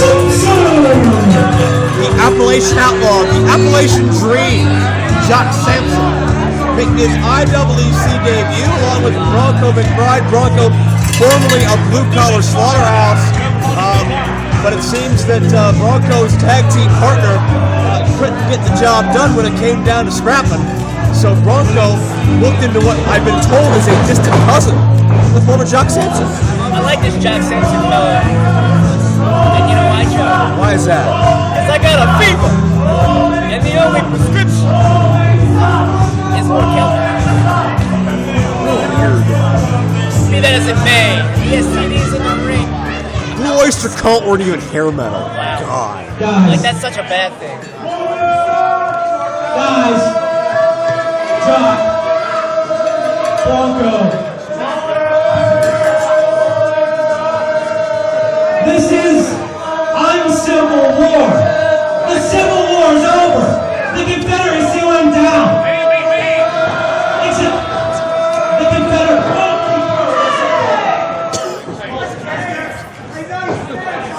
Listen, I don't know why you're here, but you're not going to get these tag team titles. Not just you're not going to win them. You never beat anybody in the IWC. You don't deserve a shot. And we beat you to get to these. I like to say it, but Chest has a point. Thank you for that horrible introduction.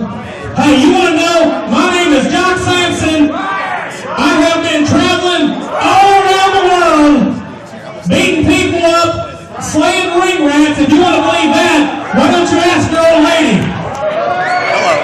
That's right, baby. If you're lucky tonight, you can be a queen for a night too, baby. So, if you want to say Jock Sampson, hey. That's right. That's right. You probably never played an athletic sport in your life, but you know what? I like your style. I'll make sure I have you do my taxes. So if you want to say this, here tonight, me and my friend Bronco are going to take them tag team belts, and then we're going to make your old lady a ring rat. Well, he's not bashful. So, Hey, baby, I'll beat that red off your head. Jock, hold on, hey. Jock, no, hold on. Sexual harassing her. Welcome, Jock, to IWC, ladies and gentlemen. Jock Sampson, let's hear it for it.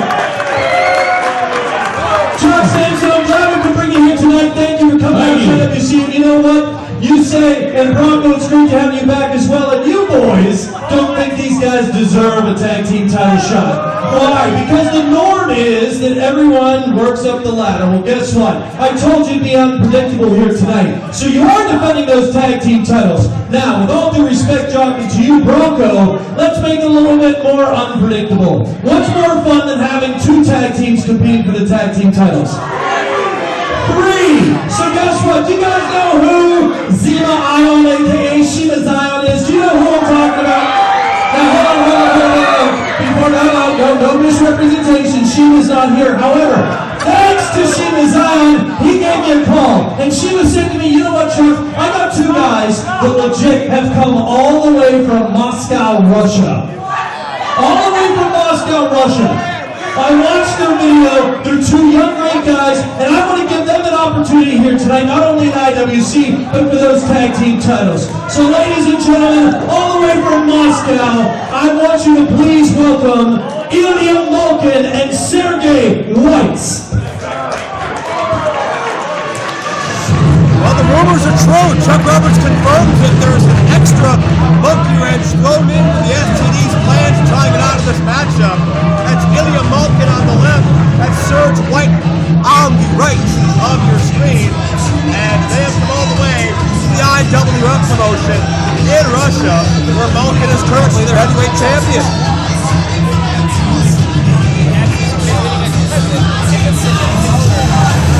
And truly the international nature of the international wrestling cartel. We've seen talent from Mexico, from Japan, from Canada, from all over the world coming to the international wrestling cartel over the years. Certainly, I don't think we've ever had any talent from Russia.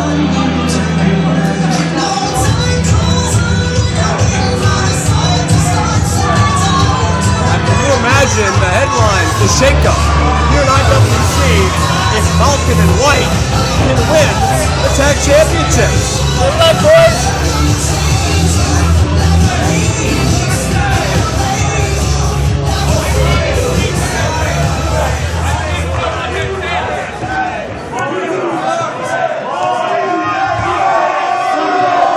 You see Malkin with that IWF championship.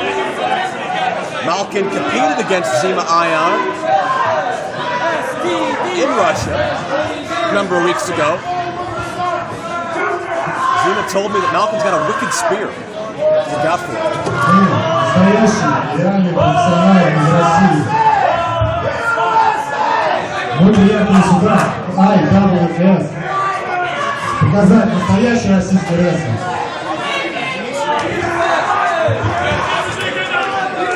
Мы рады находиться здесь, в Америке. Мы приветствуем каждого из вас. И мы болеем, мы переживаем за вас всех. Вы хорошие люди. Мы дружим с вами. Мы болеем за команду Pigments.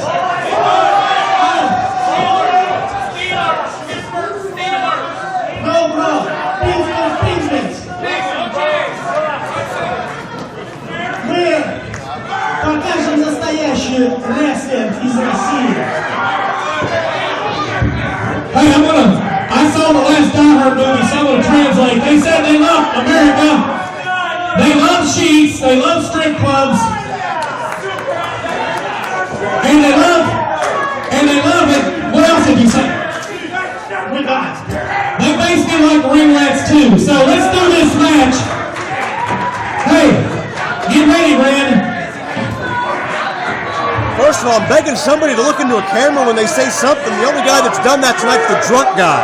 Be that as it may, we have a 3-team matchup, the Tag Team Championship set for tonight. That shows you the chaotic world that we're in. I'm looking forward to an awesome match, Joe, but I can't sit here and say that I'm not a little jealous that I can't be involved in something. Well, it certainly is an issue that I know has got to be fresh on your mind. You and your tag team partner, Jordan Lennox, competed for those titles for a number of months. And unfortunately, your injury sidelined you before you had a chance to reach that promised land. And now you see talent coming in from the outside. 3 out of 4 of these challengers have never been here before. Does that sit right with you? Are you a little uncomfortable by that or no? Absolutely. You know, I forgot to say that my shoulder injury is the only thing that was kept us out of the goal picture. I think many would agree with that. And it's Kingpin McDowell who showed a vicious streak recently. And they were big brawlers. And these are just 2 big burly brawlers. They're not individuals that are necessarily gym rats. Not individuals that want they're working in the farms, style appearance. Well, Bronco is, not so much Kingpin. But they're tough guys. And here comes Jock, Sampson, the native of Nelsonville, Ohio, the home of Rocky Shoes and Boots. He's all on beer drinking, hell raising. Apparently a distant cousin of Bronco.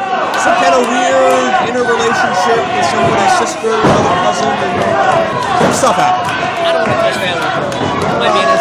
I don't think they should have either. Do that as a man. STD Corner is where Jock Sampson currently resides, not where you want to spend an IWC debut. The STD's all over right now. Not a good place to be. And keep in mind Ginger on the outside. What do you think about the threat Jock Sampson made toward Ginger? I don't know if he's going to take Well, Jock does fancy himself every woman's dream. I think that's very debatable, but hey. Works for him, I guess. For the ride. Chest Flexor gets heat.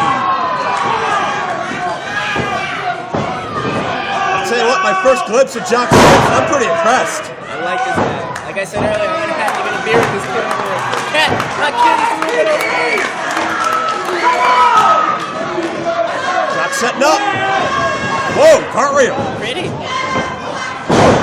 And drops the fist.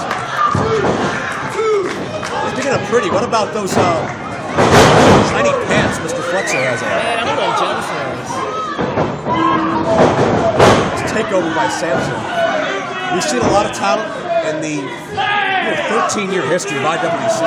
Coming here on the first night, win a championship, and carve themselves an opportunity here as a full-time member of the roster. And certainly these two teams looking for that. Here this evening, easier said than done. The STDs have found a way around every single situation they've been backtracked into. Here comes the first Russian into the match. Serge White. And he's obviously a taller gentleman. Obviously he's got some quickness to him.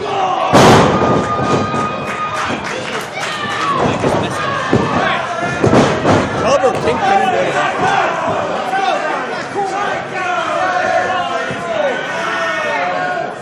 And Serge with a dirty look for Kingpin McDowell. Here comes Malkin.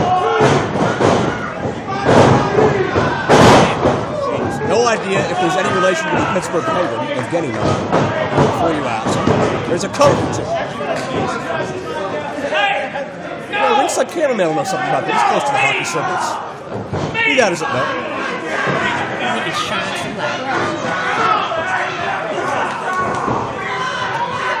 Malkin, obviously the powerhouse of the team. And Flexor, not just getting beat up by a guy yelling at him in Russian. Not a good combination at all. Out to the floor goes Flexor. Bronco picks his spot. That didn't work. Oh, Kingpin's got the bowling ball. Not at all. And Jock takes the bowling ball. What in the world? Jock better be careful himself. He doesn't want to get to keep somebody else's back.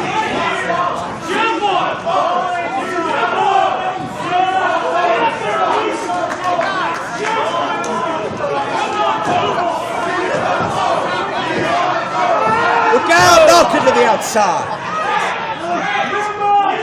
Absolutely out of hand. And the early going in this tech, and Jock and White. A little bit of dancing. Well, I guess that's an international language. And there goes Serge. You can hear that impact. Sacrificed his own partner to connect on the outside with the STDs.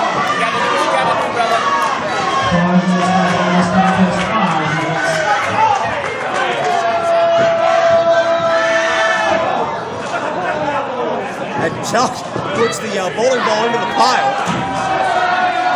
Jock's gonna fly? Get out of hand, come on.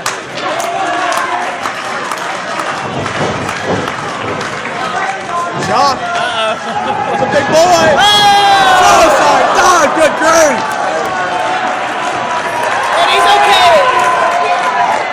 That was pretty heavy metal, brother.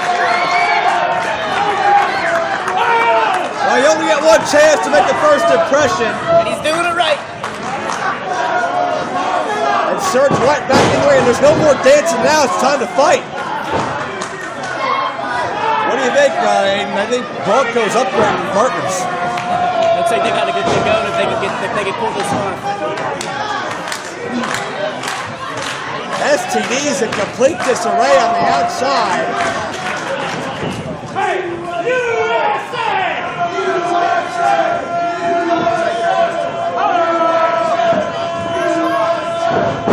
Serge White set in. And towering double knee. And near fall. I believe this matchup is one fall. Don't quote me on that. This matchup is, of course, made impromptu. Traditionally, it would be one fall, and if that's the case, then STD could lose the championship without even being in the ring. See, I would hate to lose that type of championship, period, but to not even get beaten for it. And you know the perils of that. You've been in three-way tag title matches before. Just never as the defending champions, of course, but you know the perils of maybe losing your shot and not even being pinned. It's not matter, but it has that extra element. You got to always put on your toes for situations like this. Absolutely. Sleeper roll cinch one cuts off the blood supply to the brain via the carotid artery, focusing on where the ramus of the mandible articulates with the mandibular fossa of the temporal bone. You been reading, Joe? A little bit here and there, some magazines.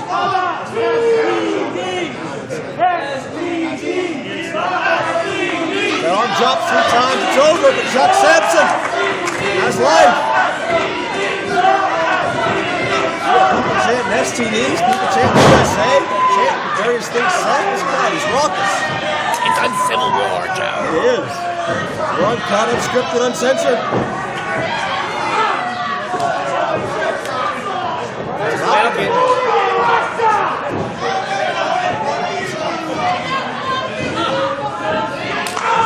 Jock in trouble.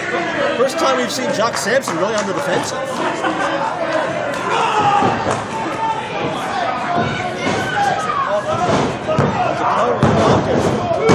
Sampson, that just tipped him off. He's coming back. You want to take off a good old country boy. That's not a good thing to do. You're fixing to throw some fists. Jock just fired up more. Malkin's just trying to smother the guy. Chest tags himself in. There's a Russian word for chest flexor. I might have to ask him later. I hope that Malkin and Sergey win. We can hear the Soviet national anthem from looking at both. Check this out. Jock Sampson back to business. Jock in trouble and kicked in, taking advantage behind the official's back. Bronco's upset. The STD's manipulating the situation. Just all over the ropes. Come on. And the Russians just surveying the scene.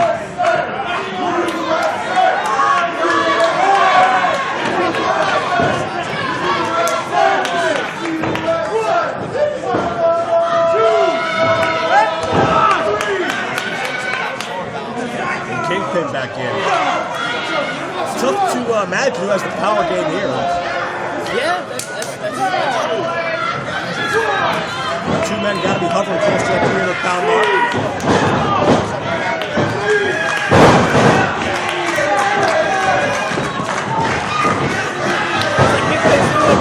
I guess not. I was going to say it's like his older zone, keeping the other boys out, but I managed to squeeze past. Well, again, the Russians knew that this thing was going to pass them by. They didn't get involved. Now the STDs and the Russians get involved.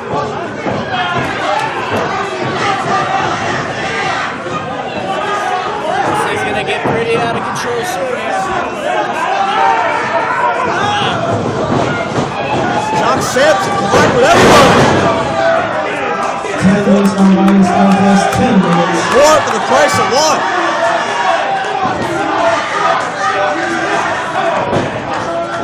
Okay, Jock get to the tag. Bronco been pursuing these tag titles for a couple of years now. He's got a shot. Dude. Exploded. What a follow-up.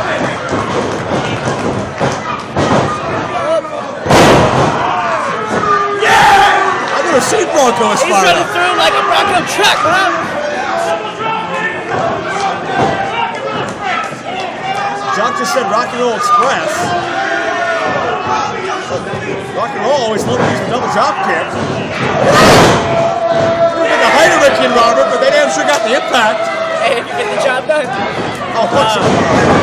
Yes, I'm going to say about it. Flexor gonna steal the cover. And he did. He got a kick. And still IWC Tag Team Champions, the STD. They found a way again. Chuck Roberts wanted the STDs to prove themselves again. Flexor Kingpin sneaking in the back door, retaining those championships. Typical STD behavior. Hopefully in a few months we'll be at another tag team. Not to contend for those championships. We'll see about that. More still to come up next. Johnny Gargano, Facade. Friends and enemies for many years. We'll go one-on-one.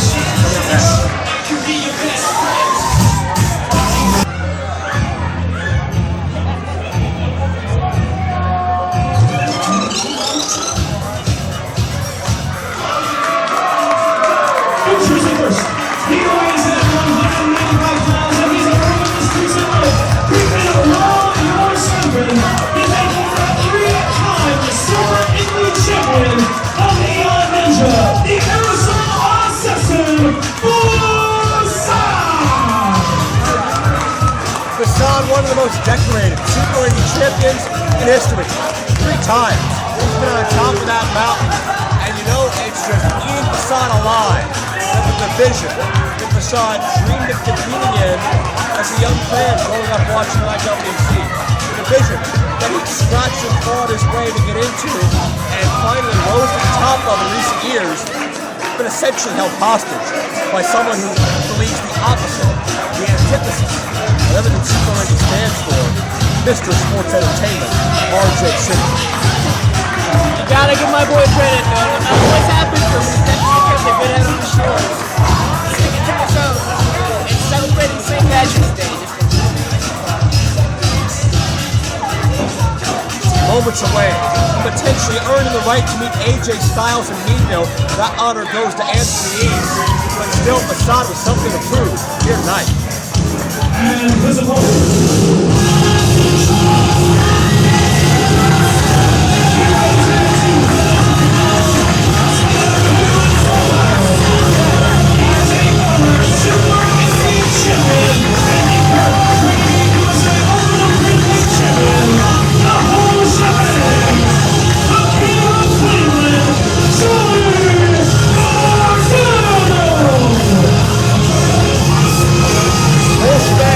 Gargano, 2+ years at the Dragon Gate USA, opened the Freedom Gate champion, their top championship, and that organization, a feat almost unheard of in modern day professional wrestling, as now we hear from the bee's knees, the whole shebang. I hate to bring the mood of the show down right now, guys, but as you can tell from my voice, I have a terrible, life-threatening cold. What? That isn't helping. I'm risking my life just being here tonight in White Oak for you people, because I know each and every single one of you came here to see Johnny Gargano.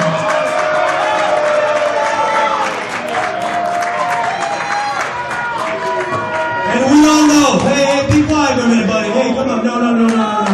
We all know Johnny Gargano at a mere 42% is better than every single person in that locker room at 100%.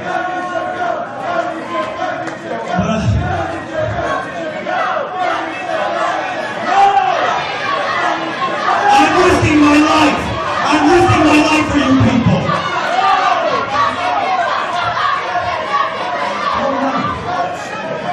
There's way too many people out there who've been talking on this microphone tonight. So this message isn't for you guys. This message is for you.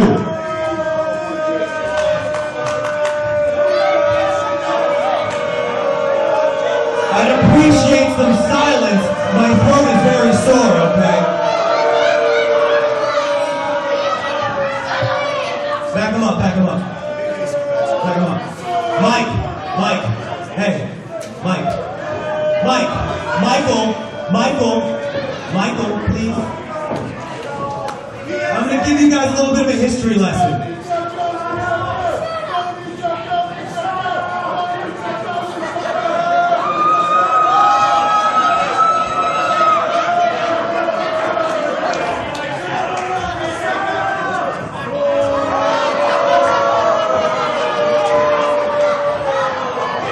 I debuted in this company back in 2007. And in my very first night in this company, I won the IWC Tag Team Championship belts. You had a partner, pal. And who was my partner? My partner was Michael the Bomber Facade.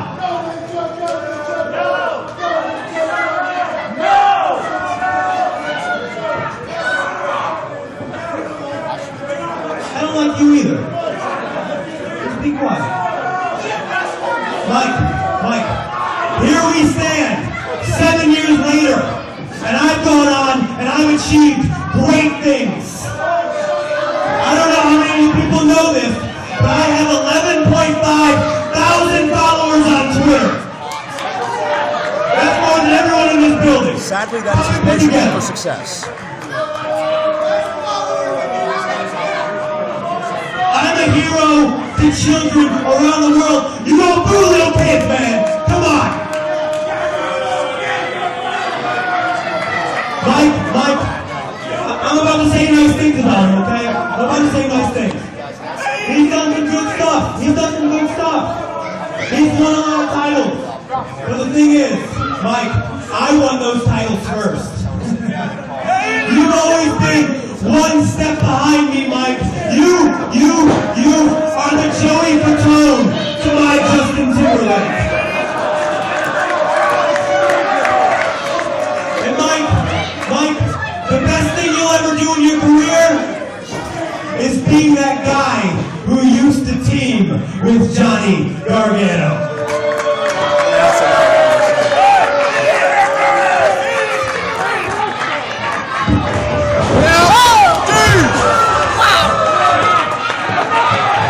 Facade's had enough, and I can't say I blame him. Gargano and his ego and Twitter followers and all this nonsense. Time to fight. I don't think Johnny could ever pull something off quite like that. Nobody can pull off the things Facade pulls off in quite the way he pulls them off. Quite like the Neon Ninja. This match still hasn't even started yet. Not officially, no, but some bad blood. For sure. I would help that chest cold. Ginger, you need to get your hands dirty. Facade was just outright disrespected. Why? You need to get up there and Gargano in trouble.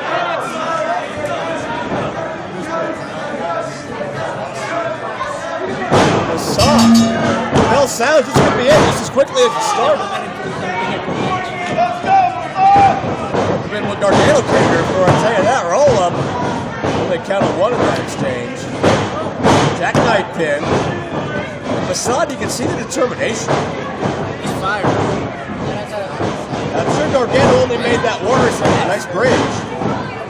Gargano only made that worse, but that was certainly something that existed within Facade from the beginning.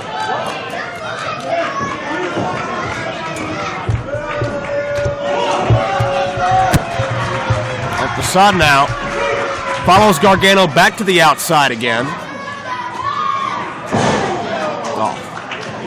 Facade lands spine first on the edge of that ring frame. That's the hardest part of a wrestling ring, as you well know. Oh.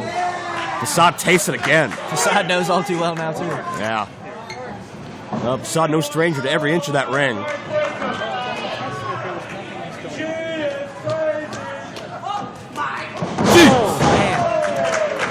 Gargano, insult, injury, lateral press.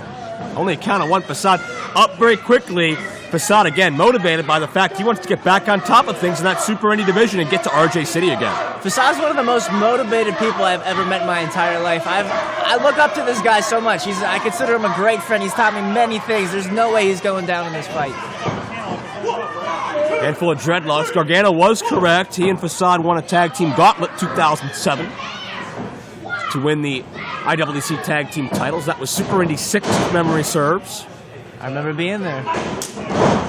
Lifelong fan of IWC, that's right. Cover, one count. Only a series of ones so far. You can tell these guys want to come make a statement. Gargano wants back in IWC as well. Gargano would love to be in Super Indy 13. Gargano would love to be back in contention for the Super Indy Championship, which he has held before, beating Jerry Lynn. Make no mistake about it, Gargano has his own goals and aspirations. Regardless of how sick he is or claims he is, Gargano wants to add to that trophy case. Oh, absolutely. And the fact that Gargano's faced some of the best young talent from the United States and Japan for 2 straight years, hadn't lost yet, it's a huge accomplishment. Gargano recently coming back from 11 days in Europe, touring England and Germany. Well, he's not going to win this fight by keeping Facade in the corner. Well, Facade doubled over in pain, however. Is Facade distracted by the RJ City Super Indy situation? You see, I don't know. He had the fire in his eyes, from the moment he came out of the curtain. He was focused all on Johnny. And I feel like he's got his head in the game tonight, but I don't know, man. He's getting a little beat up here. Now, keep in mind, Facade bested Johnny Gargano as well as Colt Cabana Back at Winner Take All 2013 as Facade snaps off the satellite head scissors. That's how Facade earned his championship matchup with RJ. Gargano with a spear. Trademark Gargano offense. After that three-way matchup, Gargano refused to shake Facade's hand, showed no respect whatsoever. See, that's what I mean. I feel like he's absolutely focused on Johnny here tonight. No question. Gargano's been a cocky young punk since day one. Not going to change anytime soon. And not a bad way to be, but sometimes you got to keep yourself in check, or someone else will. Any fans watching, please unfollow Johnny on Twitter so it will humble him a little bit. Seems to be his basis for success in life. That's a good measurement. It's not a good measurement, sorry. What do you know? Who'd you ever beat? Wow. Gargano has Facade's arm trapped, that left arm. Now grabs the right. Needless to say, Facade can't fly from this position. Oh, bending back the finger. He's gonna break a finger that way. Shades of a guy like Raven. He can't spray paint with a broken finger. Not at all. Not the pinky. And that certainly affects the martial arts striking ability of Facade as well, his ability to hold the ropes to springboard. Come on, jeez. Gargano's just animalistic. 5 minutes, 5 minutes, contest, 5 minutes. Man, Gargano just ruthless. Sure, those chops aren't feeling too good on Facade's hand right now. Not at all. But trying to create some distance any way he can, and Gargano does it for him, deposits Facade to the outside.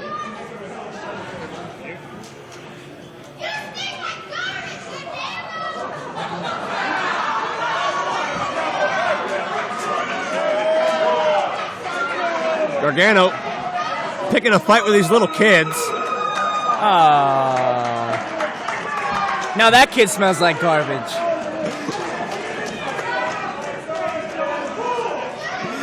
To review and reset that, if you didn't hear it at home, the kid accused Gargano of smelling like garbage, and Gargano's response was the hug. Reverse psychology, I guess? I'm not really sure. Now this kid getting involved. Now they're getting what they want. Facade being delicate with that hand, but that's a striking hand. There's limitations here. Might have to switch it up to being a southpaw tonight. Well, which Gargano is. That's, again, disadvantage Facade. There's good evidence right there.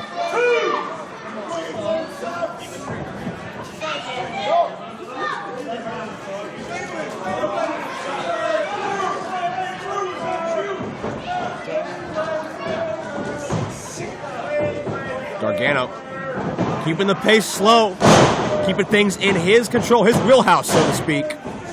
And Gargano can quicken the pace at the drop of a dime. Gargano can go as fast as you need him to. But when you bring in that element that's been the theme of the night of unpredictability, there's no one comparable to Facade. Hell, Facade almost killed himself to win a match in this building last year. Yeah, I remember, man. See, Facade with the fans behind him, man, there's no stopping him. And he's starting to feel it. He's coming back, man. He's going to get this. Easier said than done, as they say, but the energy of these kids certainly having its effect. That's what it's all about. It's for the kids. For the kids. Abdullah the Butcher taught me that. Facade sends Gargano to the turnbuckle, creates that distance, creates that separation. Oh, but Facade meets him with an elbow. Yeah. There you notice, Gargano had to quicken the pace. Facade saw it coming. Still one step ahead. Facade's opening this thing up. Damn. Down but not out, babe. Come on. At that round kick, Gargano's dazed. Facade has his opportunity to shake the cobwebs.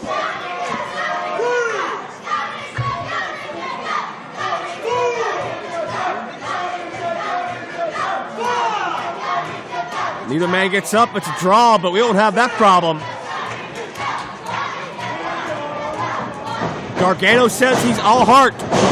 And as much as I hate to admit it, more often than not, that's true. Facade's certainly right up there on that list as well, however. Double spring, up and over. Facade. Great recovery. The paddle counter roll. Always quick on his feet, no matter what. Shoulders down. Up his feet and off his feet. Springboard. Aimed low. Caught Gargano as he was seated. Facade's so great at adjusting, thinking on his feet, thinking on the fly. One of his better features.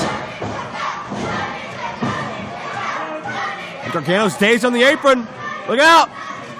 Springboard kick right to the temple. And now he's dazed on the floor. Oh, Facade caught Gargano flush as well. That's a game changer. This could be exactly what Facade needs to get this one going.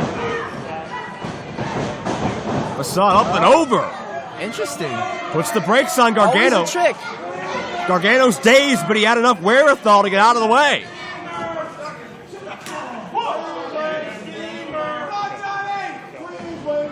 Facade sends the whole shebang back into the ring, but Gargano right back out.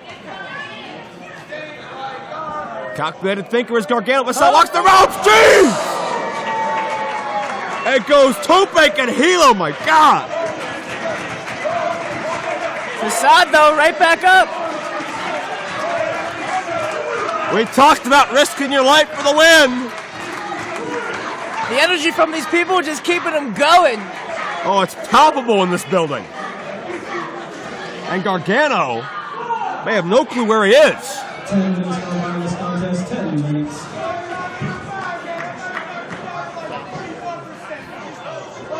Facade looking to end this thing.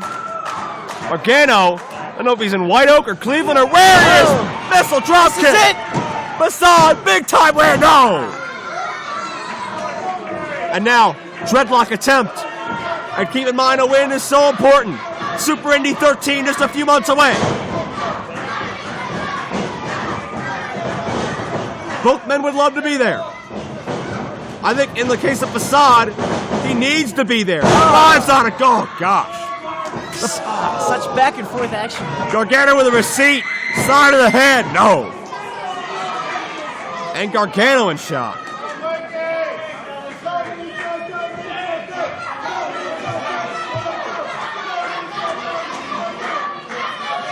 And Gargano, who's faced the best the world has had to offer. 2 years, Dragon Gate champion. 18 months, PWO Prime Wrestling champion in Ohio. Gargano has beaten the best consistently, but he can't figure out the formula of Facade. I'm telling you, man, it's the energy from the crowd. There's nothing like that rush.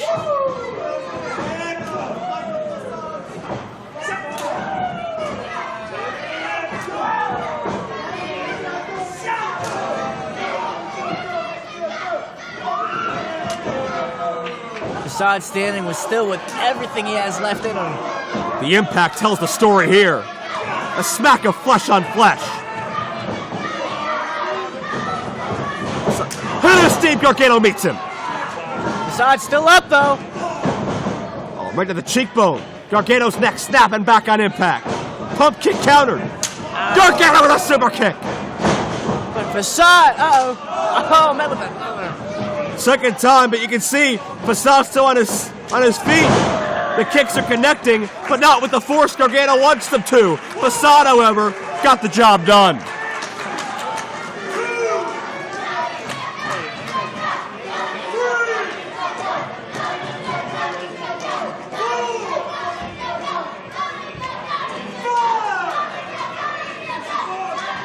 Again at a stalemate. Again, race to their feet, race to 10. And this is what Super Indy is about. Not about what RJ City comes out here and does. Not about singing a cappella. Not about pulling kites or just on the bar throwing coffee in people's faces. It's about fighting tooth and nail every single night, every single time you step in between those ropes, and that's exactly what these two cats are doing right now, man. It's pushing I feel it. I got chills. It's pushing your body beyond its limit. It's digging down deep. It's what embodies both of these men. You like them or you hate them. You can't take it away from them.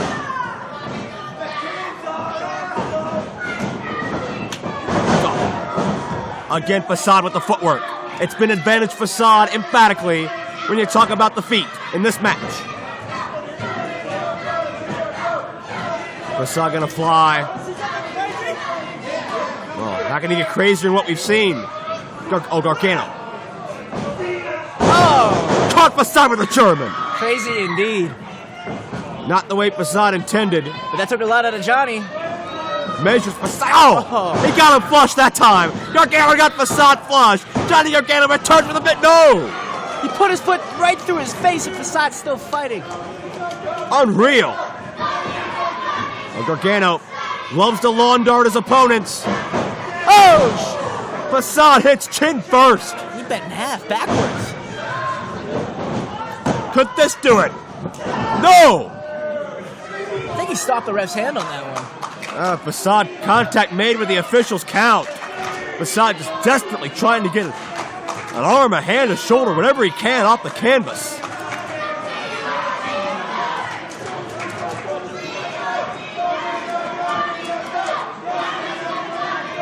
Gargano signifying for formerly uniquely you, perhaps more commonly known as the Hertz Donut. Facade counters. Arashikage driver. Oh. Gargano stepped and Hertz Donut a second time. Both these men are exhausted, but still they press on. Next strength. Catches Gargano only for a moment. There's only so much your face can take, bro. That's. No, counter. Arashikage. Arashikage driver. That's it. It's done. Facade. Huge win. There you go. A huge win. What a great freaking match. A standing ovation. Well deserved, boys. For these athletes. An incredible effort. And I think Facade just spearheaded what he knows, what we know Super Indy should stand for. RJ City, Super Indy champion, not here. When he's not here, the Super Indy division's on fire.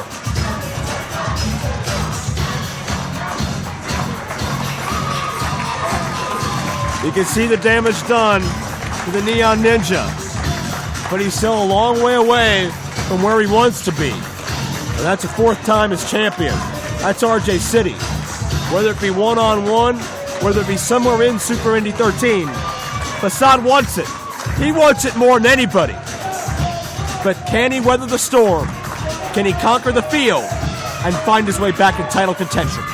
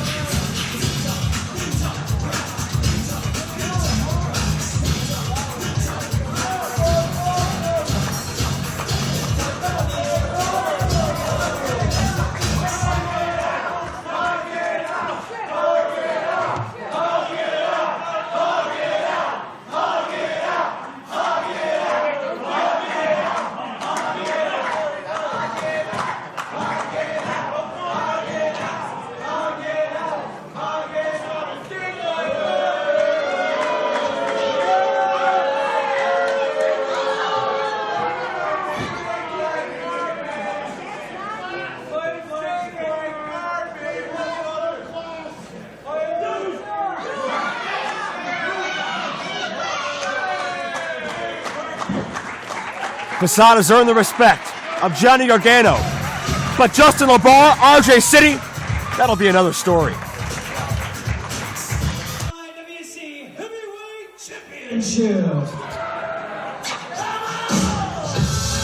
Only outwardly so. I mean, style the tones, unfortunately. Gargano's really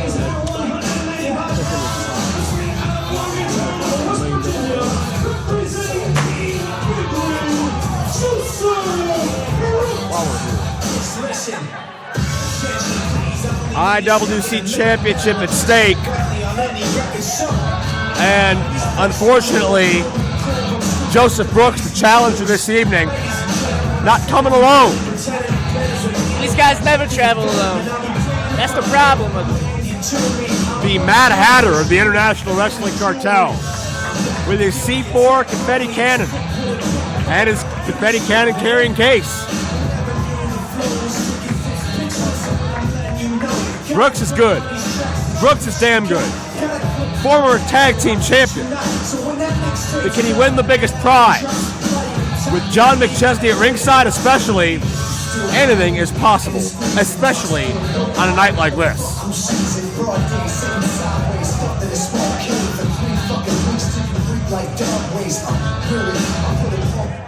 I wanna see you peacock, you peacock, you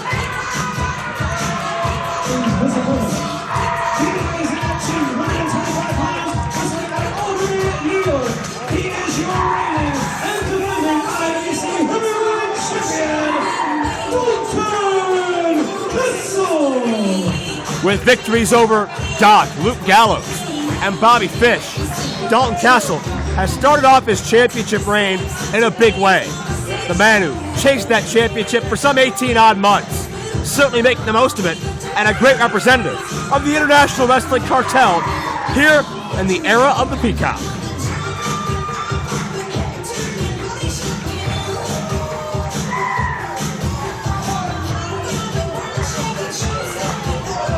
But tonight, Dalton finds himself face-to-face with an old enemy in the form of John McChesney, though it... John, it must be a miracle! Hallelujah, it's a miracle, right everyone? John can walk. Guess what? I got papers that say that you can't wrestle. Since you can't wrestle, there's no need for you to be in the building. Security, kick his ass out of the building! Whoa! Get over here! Let's go! Out of the building right now! John McChesney unceremoniously ejected. And Brooks trying to hold him back with a confetti gun. Good luck. And if he fires it off, he'll take out the security.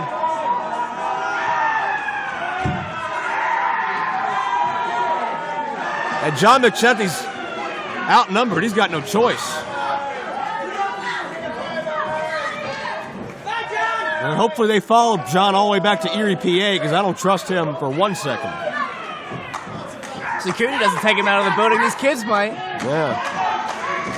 But that's great. That's what we want to see. One-on-one for the IWC Championship. And the question is, can Joe Brooks get it done on his own? And that's not a cut and dry answer. We could very easily see a new IWC champion. Absolutely. There's a reason why John McChesney has kept Brooks around as now the longest tenured member of Team Big League. He's been an enemy of mine, but I'll say he's definitely a good member to keep in your arsenal. Yeah. Because he gets the job done. And he listens, and he feeds McChesney's ego. He's a good soldier. There you go. For this uncivil war. There you go. And Aiden, I know you're such a big fan, a big supporter of Dalton Castle, professionally and personally, and certainly enjoyed as well as I have watching Dalton's reign as IWC champion prosper, but is this the end of the road for him? You've been in the ring with Brooks many, many times. You know him better than most. What can Brooks do to win this thing? I think Brooks just needs to stick to his guns, man. He's got a good game plan. Is this the game plan? Yeah, well, I mean, he's gonna make me eat my words.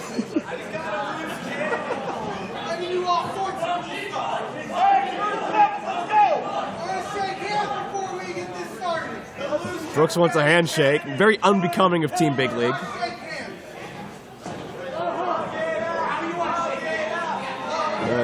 Team Big League made Dalton's life a living hell for upwards of a year plus. Dalton not going to fall for this. Crowd reminding Joseph Brooks of his former tag team partner Jimmy Nuts, who struck out on his own and I think did the best decision for his career. Brooks staying loyal.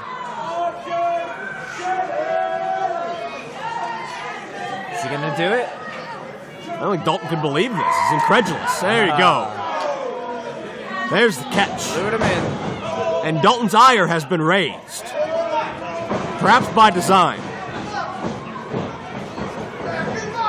One weakness Dalton may have is he's very emotional. Absolutely. He's a very passionate dude. And Joseph Brooks has exploited that. Just doing laps around the ring now. Yeah. And Dalton's, I don't think Dalton's mind is any longer on, let's win a scientific wrestling match.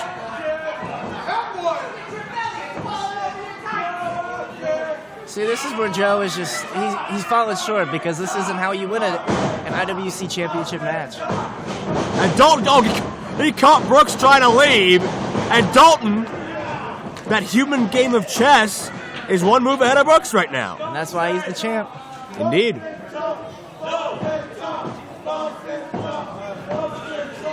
Dalton packs more power. He has more size than Brooks. Gives him a distinctive advantage up close. Absolutely. That means it's going to take more strength and energy to kick him off of him to save himself from the 3 count. That's true as well. Side headlock. You control the head, you control the body, as Gordon Solie used to say. 1, 2, 3. Will we ever? Nope. Not even close to a slap again. Man. Well, the first time seemed to do some damage. Second time, backfired completely.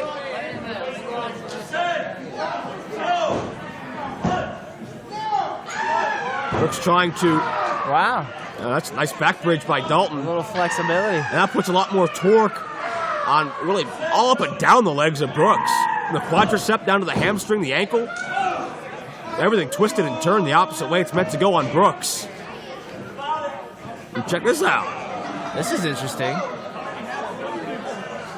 The hold's still applied, and both guys taking a shot Dalton at each other. giving it back to him, though, with a nice slap. Yeah, Dalton gets the upper hand of that exchange.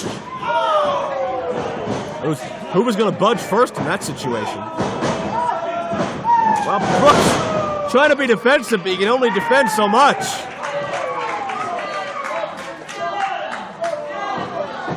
Oh, no. Justin LaBar out here. Always sticking his shoes where they don't belong. The new Team Big League advisor, whatever you want to call it. LaBar's the main reason there was a big rift in Team Big League. It's LaBar's involvement that led to Norm Connors and Jimmy Nuts going their own way.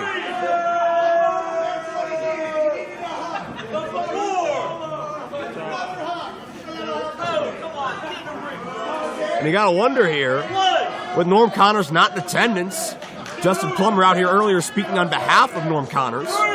Say what you want about Team Big League, but they're a very tender bunch. Look at them, always hugging each other. Well, they're affectionate guys, I guess. Money makes you do strange things. Yeah, you're right.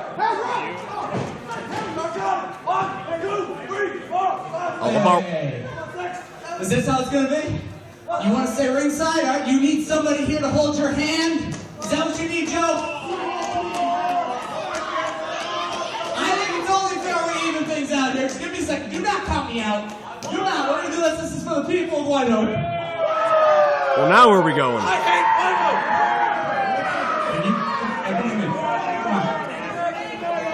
think this is just about even. That's who he found? LaBar's favorite guy. Justin Plummer, the surrogate Norm for the evening. Out here, well, I will admit that Plummer can neutralize LaBar. If Plummer had left, we could take one of the kids out of the front row. Stack them up on top of each other, you know. 5 minutes on wireless contest, 5 minutes. Create a super child of some sort. A man-child. No, maybe not. No? And now, LaBar will be a little bit hesitant to get involved now. And I'm not saying Justin Plummer's the most intimidating cat in the world. Hey, man, he's been using that plunger, you know, putting his name to good use. But Plummer has been standing up to LaBar. They've traded barbs and IWC Aftershock. Plummer pulled Justin LaBar away from the ring during Dalton's championship victory in December. This is true.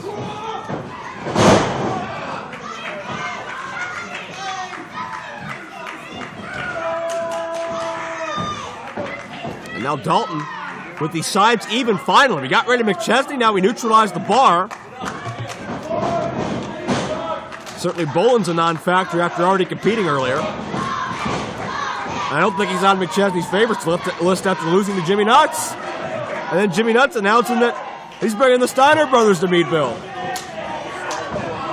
This is not McChesney's night. Well, he got up out of that wheelchair, that's positive. Yeah, I guess so. He could experience a miracle. Mr. Doctor's note, the psychic healer, Peter Popoff out here. Dalton takes Brooks back into the ring. elevated. Nicely done. Chancery into the suplex. Could have him no.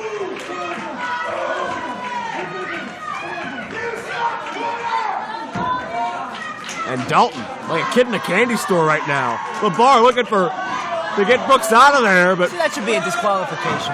I think it should. What? Look at Plummer. Here he comes, even it out. Plummer. Got him by the seam of his pants. Got a handful of waist. And It's a family show. Plummer is trying to pull LeBar, and Oh. LeBar and Brooks collide. Right into the guardrail. What a maroon.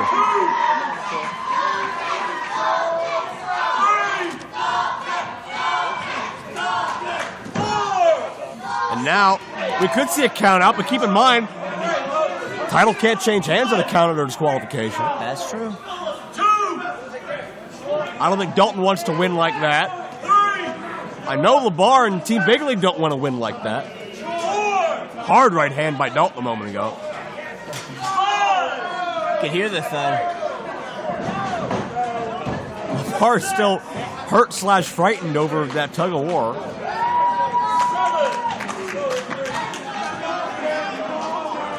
And now Dalton gonna take a chance. Dalton, another guy, not up there very often, but left, turn geez. around. And Brooks had went for that confetti gun. Plummer grabbed the confetti gun. Dalton's got problems with LeBar. This is dirty, man. This situation's only gotten more chaotic. Again, unpredictability personified.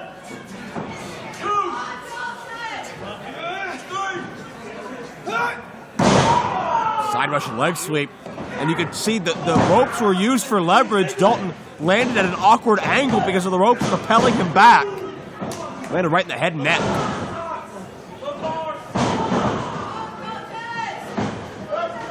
And Brooks now, firm control of Dalton Castle.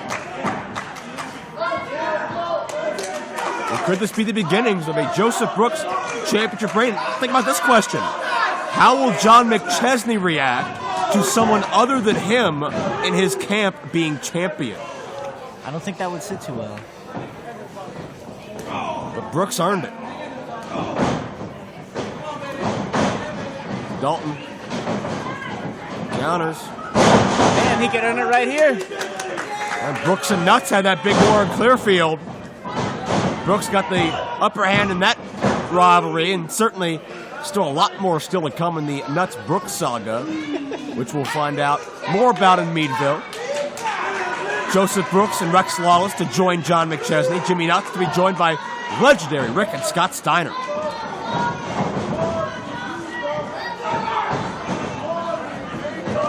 And Dalton thrown to the outside again.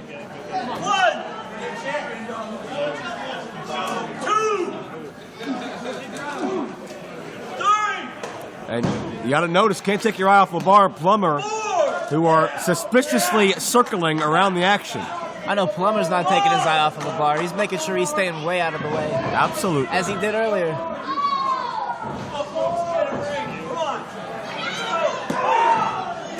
Drives that elbow down around the windpipe. That'll constrict your breathing in a hurry.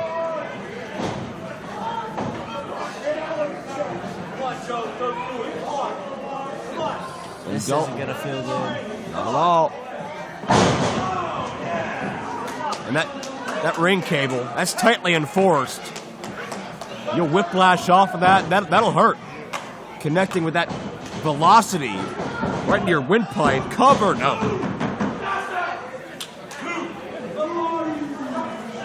And Brooks continuing to pressure. 10 minutes gone by this contest, 10 minutes. Continuing the onslaught. And Dalton rolls through as Brooks trap cover. No. Creative pin. Oh, he's running right through him. Absolutely. And Dalton in trouble. He survived 6'6", 300 pounds of Doc. He survived the technical precision of a guy like Bobby Fish. May not survive Joseph Brooks. He's having trouble now. He better make sure he keeps his shoulders out. This could be a bad position. LeBar's had his hands in all those title matches. LeBar, that big ham, he'd love to be parading around with 2 championships. Brooks, Again finds 2.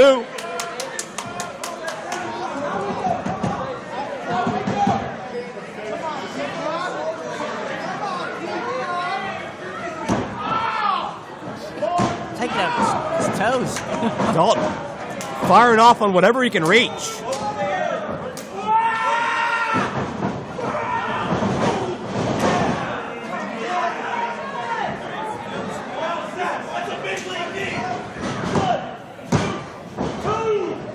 A near fall.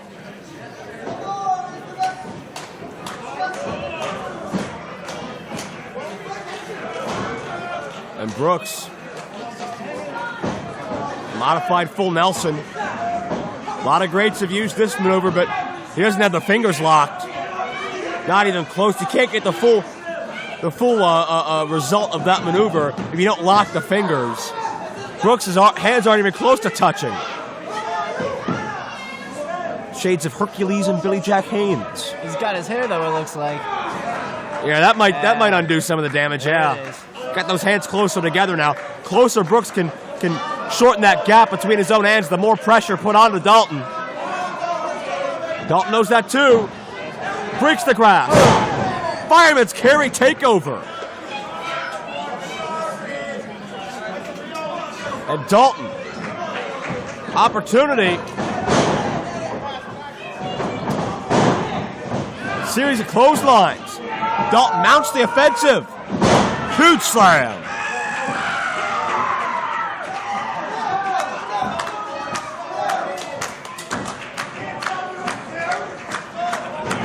And it's all Dalton Castle now. There's that resolve, there's that passion, but a low bridge. Dalton, though, still on his feet. Brooks doesn't know it.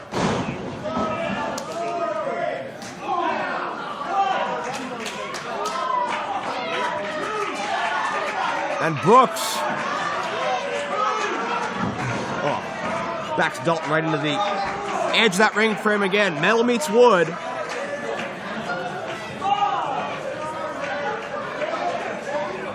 And Dalton, oh, check out Dalton. Oh, the man. Agility. Into the takeover.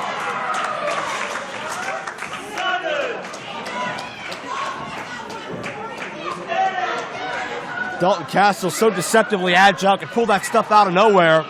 Certainly paid dividends here with Brooks. Can Dalton string it together?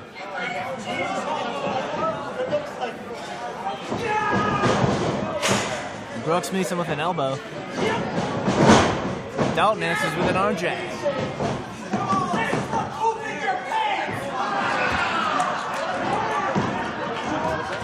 And Dalton, series of headbutts. 15 minutes gone by this contest, 15 minutes. And if Brooks wasn't dazed before, he certainly is now. And this crowd firmly behind Dalton Castle, who's feeling the energy. Got the knee.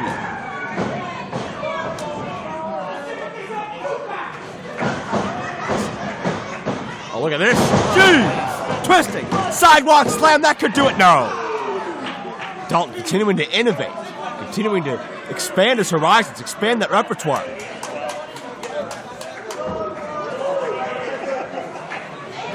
And, oh, that's a position for the German. This could be it if he gets it. We saw Corey Futuristic feel it earlier.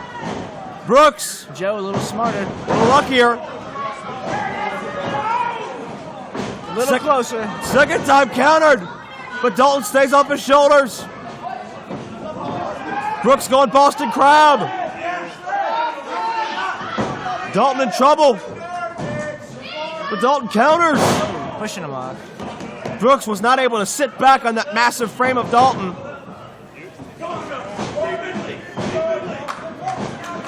Oh, look out.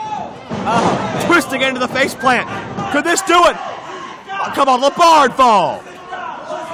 Always got to do something. And there, Plummer pulls LeBar off. And we're going to have a fight on the outside. We need another ref.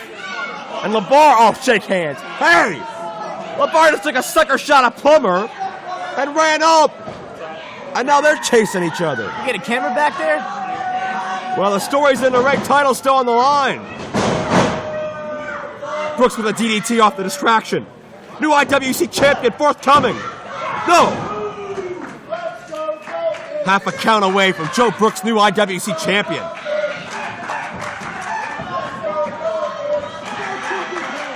Brooks put the title in hand. Well, he's not champion yet. Well, he's got that confetti cannon. Dalton sees it, ducks out of the way. Hits himself, though. Yeah, Brooks got himself. The reverse on the rope. Got the German off. Got the victory.